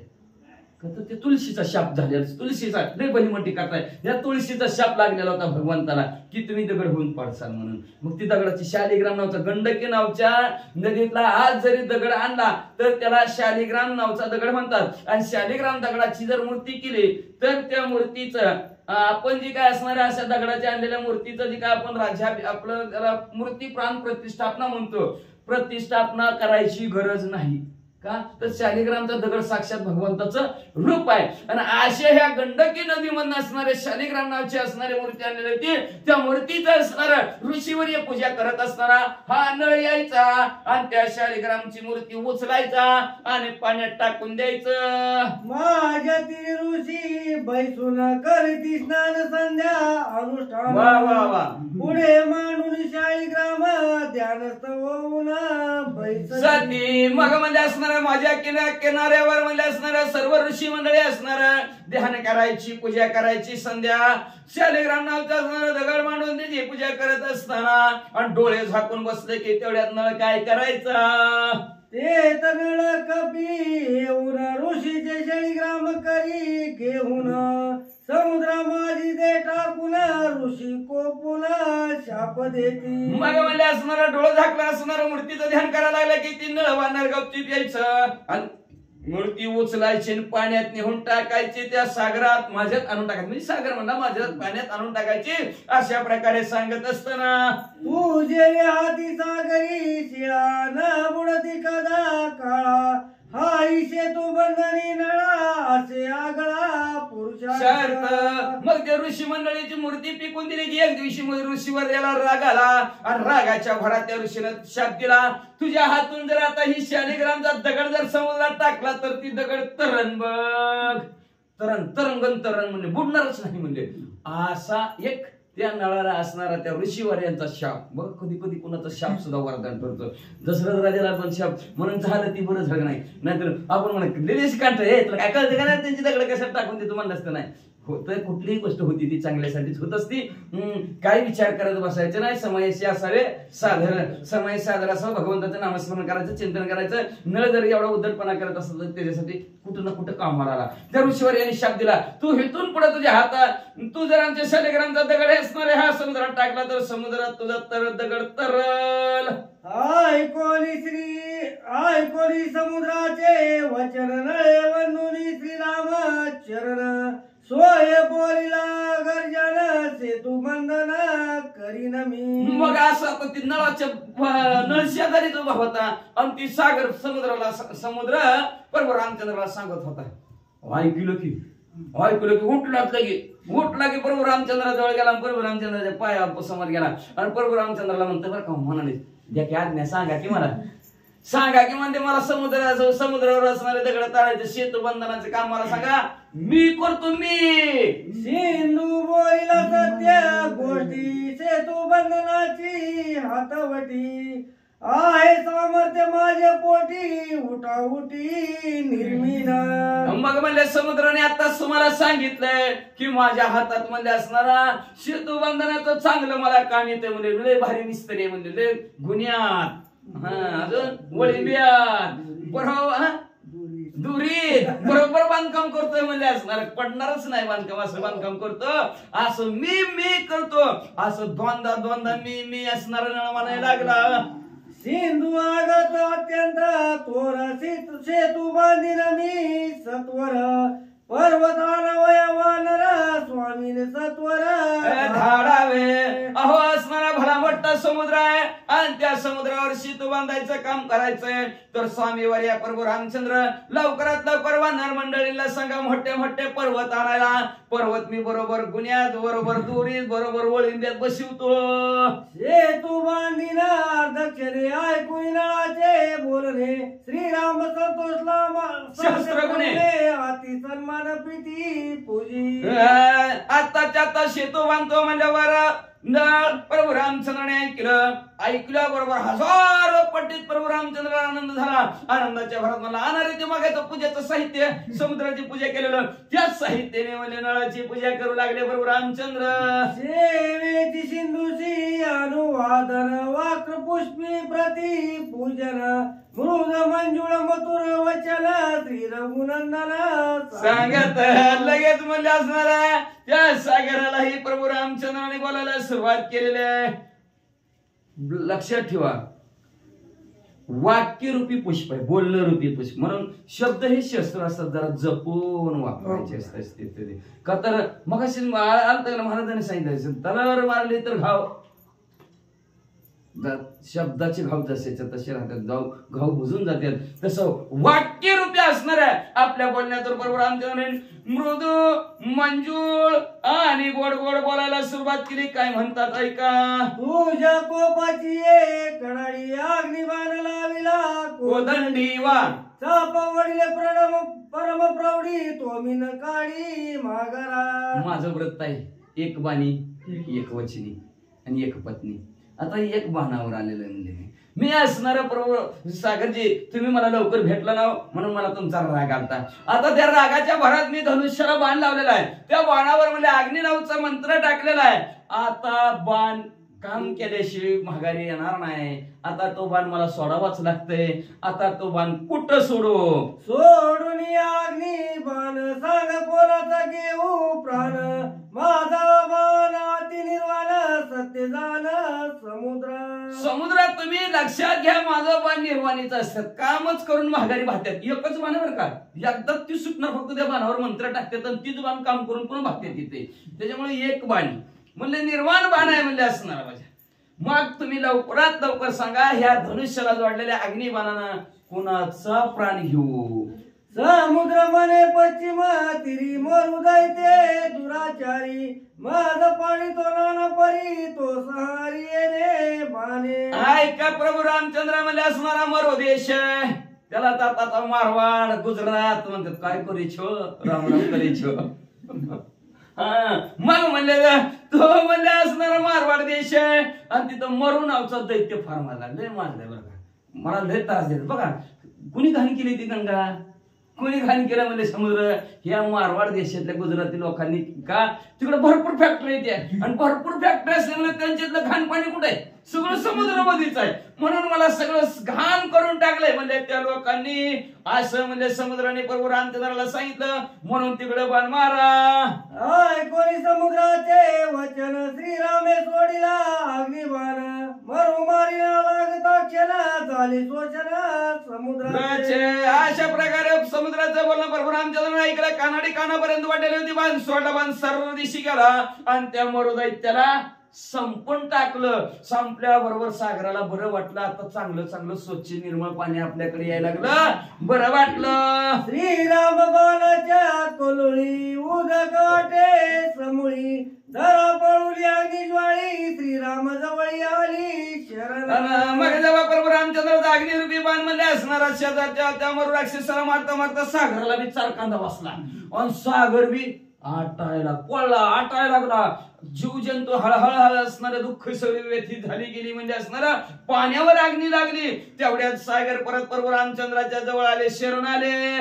धरा दे कोणी आधीन वरद वदे श्री रघुनंदन केला मरुदेश पावन तेही चिन्ह अवधारा. मग म्हणजे असणारे तिथली पृथ्वी असणारी प्रभू रामचंद्राला शरण आली आणि शरण येऊन म्हणले असणारे प्रभू रामचंद्राला म्हणू लागले त्राही म्हणा वाचवा वाचवा प्रभू रामचंद्र. एवढं काय आम्हाला पळवू नका, आम्ही काय तुमचं एवढं काय वाईट वक्त केलं का म्हणले. काही सुद्धा केलं नाही प्रभू रामचंद्र. असू दे थोडा अपराध झाला, क्षमा असावे, तुम्ही देव आहेत म्हणले असणार तर क्षमा करा. असं म्हणल्यावर प्रभू रामचंद्राने त्यांना क्षमा केली. क्षमा करून प्रभू रामचंद्र असणारे काय आशीर्वाद त्या असणाऱ्या पृथ्वीला कुठल्या मारवाड पृथ्वीला काय आशीर्वाद देऊ लागला ऐका. दरेशी सुटली जळ पृथ्वी पिकेल सर्व काळ फळ मुळांचा बहु सुकाळ अति रसाळ सुस्वाद. धरतीतल्या पृथ्वीवर पाणी सुटल्या बरोबर पृथ्वी भरपूर पिकेल म्हणजे फळ मूळ पुष्प फुलं भरपूर तिथं येतील म्हणजे असणार आणि ती रसाळ येतील, सुस्वाद अतिशय गोड मधुर लागतील म्हणले. घरोघरी मागता नीर स्त्रिया संतोषी अर्पिती क्षीर गायीशी उदक पंचरात्रांतर तरी अपार क्षीर देती. घरोघरी जर लोक जर पाणी मागाय गेलं तर तिथली लोक तुम्हाला दूध प्यायला देतील. कुठं आहे ते जास्त गाय आहेत का नाही तिकडेच बघतोय आपण. दूध तिकडून इकडे यायला लागला आपल्याकडे पॅकिंग होऊन. एवढ्या गायी तिथं मग तर तिकडची जर्सी इकडे आली. तीन टाइम दूध काढा, दूध देते म्हणजे 3 टाइम काय 5 टाइम जरी तुम्ही दूध काढलं तरी भरपूर तिथल्या गायी असणाऱ्या दूध देतील का. प्रभू रामचंद्राचा आशीर्वाद काय, प्रभू रामचंद्राच्या बाणात ताकद आहे. वाचा. सुशी प्रत्ययी नाही जीवन पंच दिवस उदक पान तरी ग्रत क्षीर परमात्र नित्य भोजन घरोघरी. अहो पशुशी प्रत्यक्ष नाही जीवन आहे का ना. पशु कुठला आहे तिकडचा उंट आहे का त्याला पाणी 5-5 दिवस जरी पाणी जरी नसलं तरी सुद्धा ती जिवंत राहतात म्हणले असणार. तरी सुद्धा त्यांचं असणार सर्व असणारा जाता काही तिकडचे असणारा जनावर 5 दिवस जरी पाणी पशु पक्षी जरी नाही असणाऱ्या गायी जरी पेल्या तरी म्हणजे दह्याला दुधाला तुपाला सुद्धा काही कमीच नाही म्हणजे असणारा नित्य घरोघरी. तिकडच्या मारवाड देशातली बघा अजून सुद्धा आपल्याला बघायला मिळाला अजून सुद्धा नाना परीच्या दिव्य औषधी ज्यांच्या सुगंध गंधी श्रीरामाचे निज वरदी सुखनुवादी मरुदेशी. नाना प्रकारच्या असणाऱ्या दिव्य औषधी सुद्धा तिकडच्या भागात आहेत. त्यांच्या अंगात असणारा सुगंधित असणारा गंध बघा. उठ गंध सुद्धा कशी लावते ती माणसं तिकडची त्या मरोदेशात बघा. सुवास वासच येणार त्यांनी गंध लावलेला सुद्धा असणार. ते देवाला सुद्धा काय उठी लावते तीन काय नाही की ते सुद्धा वासच येणार त्यांचं असणार. सुगंध असणार, भरपूर सुगंधी असणारे तिकडची लोक म्हणले असणार. एवढंच नाही, त्या प्रभू रामचंद्राच्या त्या असणाऱ्या त्या आशीर्वादामुळे सर्व असणारी सुखाने आनंदाने म्हणले त्या मरुदेशातली लोक राहतात. तिळाचे टाई स्नेह पूर्ण अर्थाचे नवला कोण अतिथीचे स्नेह पूर्ण मरुदेशी जाण घरोघरी घराघरात म्हणले असणाऱ्या त्या मरुदेशातली लोक लय प्रेमळ बघा. तिकडचे गुजराती बघा, राजस्थानी बघा, लय प्रेमळ, लय जीव लावते ती माणसं. गोड बोल का आपण म्हणतो तिळाच्या ठिकाणी लय प्रेम म्हणले असणार. एक तिळ 7 जणांनी खाल्ला एवढं प्रेम म्हणते त्या तिळाच्या ठिकाणी. तसं प्रेम म्हणले असणार आणि तसं एकमेकाविषयीचं जीव पाहुण्याला सुद्धा तिकडची लोक लावतात म्हणले प्रभू रामचंद्राच्या कृपा आशीर्वादामुळे. ज्या ते म्हणती मारवाड ते विजेचे पुरती कोड श्रीराम वर्धाचे कैवाड सुख सुरवाड मरुदेश. त्या देशाला मारवाड देश म्हणतात म्हणले आणि तिथं जीवाचे पुरते कोड सर्व असणाऱ्या जीवाच्या इच्छा पूर्ण होतात बघा. गबरगण माणसं कुठले आहेत बघा, पैशावाले कुठले आहेत माणसं आपल्याकडचे आहेत काय. मारवाड देशातले सगळे मारवाडीच्या काय आहेत का. प्रभू रामचंद्राचा बाण लागलाय त्यांना, आशीर्वाद हृदय बाण आहे, त्याच्यामुळे काहीच कमी नाही, त्यांना पडतच नाही कधी. पण आपली लोक नका म्हणतात लय बाण खरतोड्या म्हणते, जीव घेतोय म्हणते. कसा जीव घेणं म्हण आवडे मारवाडी सुके सगळे मारवाडी तिकडची लोक बघा. पैशाला काय कमीच नाही का. आणि कुठला बी मारवाडी बघा भक्ती कुठल्या देवाचा करतोय. आपण रोज एक वारागणीच देव गोळा करतोय, पण त्यांचं एकच असतंय जय हनुमान जय श्रीराम. प्रत्येक जणाचा बघा कुठल्याही मारवाडीच्या दुकानात जावा हनुमंतराचा फोटो प्रभू रामचंद्राचा फोटो असणार, दोघांचीच भक्ती करणार. तिसरा येईल त्यांच्यात कधी आपलं कोणतरी त्यांच्या संगतीला गेलं का त्यांच्या बरोबर त्या देवाला जाणार आणि तिथला फोटो घेऊन येणार असं होईल. पण कुठलाही मारवाडी बघा प्रभू रामचंद्राने जय श्रीराम आणि ते म्हणणार सुद्धा जय श्रीराम जय हनुमान. फोनवर सुद्धा बोलताना जय श्रीराम म्हणणार. आपल्यातलं हॅलो आणि हाय आणि बाय जाऊ दे तिकडच. अशा प्रकार का तर प्रभू रामचंद्राचा कृपा आशीर्वाद बाण लागलेला आहे. त्याच्यामुळे असणार मारवड असणारा अतिशय सुपलित आणि सर्व असणारा सगळ्यात जास्त असणारा बघा पीक सुद्धा तिकडून जास्त येतं. सर्व असणारे वस्तू सर्वचे सर्व असणार तिकडं भरपूर आहे का तर प्रभू रामचंद्राचा कृपा आशीर्वाद. जे कोणी श्रीरामाची ख्याती समुद्राश्चर्य मानी चित्ती हर्ष वंदुनी श्री रघुपती सप्रेम पुढती बोलत. अशा प्रकारे प्रभू रामचंद्राची असणारी कीर्ती आणि ताकद समुद्राने बघितली गेली. समुद्राला आनंद झाला. आनंदाच्या भरात मध्ये असणारा प्रभू रामचंद्राला समुद्र काय म्हणू लागला. निज शर वदिला मरु दैत्य दुर्धर पावल केले मरुकांतार श्री रघुवीर. आपल्या हात धनुष्याचा बाण प्रभू रामचंद्राने सोडला आणि असणारा त्या मरु राक्षसाला संपवला आणि मारवाड देश पवित्र पावन आणि असणारा सुपलम सुजलम करून टाकला. पूजिया प्रतापा पुढे समुद्र कायचे बापुढे माझ सुखी केले लोकडे पेढिले साकडे. काय प्रताप प्रभू रामचंद्र काय ताकद आहे तुमच्या ताकदीच्या पुढे म्हणजे असणार मी शिल्लक आहे. बापुडा माझी काय किंमत हो. अख्खा देश तुम्ही तो मरोड पर्वत देश अख्खा भाग पवित्र करून टाकला आणि ते मरो राक्षस संपून टाकला. माझं तर काय म्हणजे मला तर कवा संपून टाकलं असतं प्रभू रामचंद्र. पण मला तुम्ही आज म्हणले असणार त्या राक्षसाला संपून टाकलं. त्याची घाण तुम्ही माझ्या पैसे यायची बंदी केली म्हणून मला सुद्धा सुख वाटलं आणि माझं दुःख संपून टाकलं. होय राम संतोषणी अति प्रीती समुद्र पूजनी आला दे बोले हर्षवदनी अति सन्मानी संबोधी. स्वतः प्रभू रामचंद्र आनंदित झालेला होता. आनंदाच्या भरात म्हणले असणारं समुद्राचं पूजन करायचं आणि समुद्राने म्हणलं असणारा प्रभू रामचंद्राचं पूजन करायचं. दोघं एकमेकाचं पूजन करायचं. असं बोलता बोलता म्हणल्या दोघांना आनंद झालेला आहे आणि आनंदाने दोघं एकमेकाला काय बोलतात ऐका. जैसा पती दशरथ तैसा पूज्य पूर्वज तू निश्चित सेतू बांधाचा कार्यार्थ सुगम समस्त तुवा केला. जसं म्हणले आमचे वडील दशरथ राजा आम्हाला पूजनीय आहेत आणि तसाच तो आमचा पूर्वज आम्हाला तुम्ही पूजनीय आहोत म्हणले आणि शेतूबांधाच्या कार्यासाठी कामासाठी तुम्ही आम्हाला चांगला मार्ग दाखवला, सन्मार्गाला लावलं, चांगला रस्ता दाखवला, योग्य असणार तुम्ही आम्हाला उपाय सांगितला, त्याच्यामुळे आम्ही तुमची अल्पशा पूजा करता असं प्रभू रामचंद्र म्हणले. तू दशरथाचा आवडता त्यावरी माझा पर्यंता तुझा उपकार मज तत्वता श्री रघुनाथा थोर झाला. तुम्ही दशरथ राजाच्या आवडते प्रभू रामचंद्र सागर बी बोलायला सुरुवात केली. त्याहून म्हणले असणार दशरथ राजापेक्षा आता तर तुम्ही माझे आवडते झालात म्हणले असणार.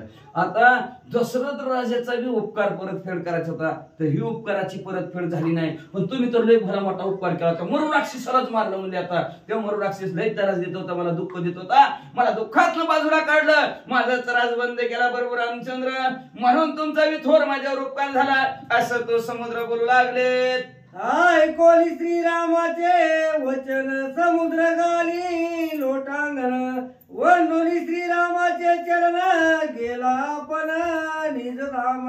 मग बरोबर रामचंद्र बी म्हणले तुमचा बी माझ्यावर भला मोठा उपकार झाला, मला तुम्ही असणार मार्ग सांगितला कसं पलीकडे जायचं ती, म्हणून तुमचा बी माझ्या बरोबर भला मोठा उपकार झाला असं म्हणल्या बरोबर समुद्र बी पुन्हा उठले. बरोबर रामचंद्राचं बोलणं ऐकल्यावर दोघांना समाधान वाटला, आनंद वाटला. बरोबर रामचंद्राला समुद्राने लोटांगण घातलं आणि मूर्तिमंत असलेला समुद्र गुप्त झाला आणि पाण्यासारखा इकडून तिकडं खळखळ वाहू लागले. एका जनार्दना शरण श्रीराम प्रतापी संपूर्ण समुद्री धरतील पाषाण सेतू बंधन शांती प्रभू एकनाथ महाराज आपल्या सद्गुरु जनार्दन स्वामीला शरण गेले आणि शरण जाऊन प्रतापी असणारे प्रभू रामचंद्र आणि 3 वेळ मानल्याला मी मानतो, मी मानला की दगड बुडायत लागला की कसं काय वाटतंय म्हणजे असणार. मग सांगितलं म्हणजे ते दगडावर राम राम राम नाम टाका म्हणजे असणार, का तर तुझ्या नामाचा महिमा तुझं न कळे मेघक्षामा वेळ राम. मग म्हणले प्रभू रामचंद्र तुम्ही टाकून बघा बरं. प्रभू रामचंद्रांनी दगड टाकला तर बुडलाच. हनुमंतराय म्हणलं कस काय बुडला अहो तुम्ही सोडलं की सुटणारच की माणूस म्हणले, तुम्ही धरलं की राहणारच माणूस म्हणले. मग असणार लगेच सगळ्यांनी राम नाव टाकायचं, ते नळाच्या हातात द्यायचं, नळाने बांधायला सुरुवात केलं. पूल होईना की हनुमंतराने टाकला डोंगराचा ढिगाराच. एका रात्रीत पूल पूर्ण होणार, कसा पूर्ण असणारा शेतू पूर्ण होणार. अतिशय गोड कथन पुढच्या अध्यायाच्या ठिकाणी ऐका. असे शांती ब्रह्म एकनाथ महाराज आपल्या सद्गुरु जनार्दन स्वामीला शरण जातात आणि शरण जाऊन या अध्यायाचं कथन संपवितात. स्वाती श्री भावार्थ रामायणे सुंदर कांडे कारटी काय श्रीराम समुद्र शरण गमन नाम काध्यायन. श्री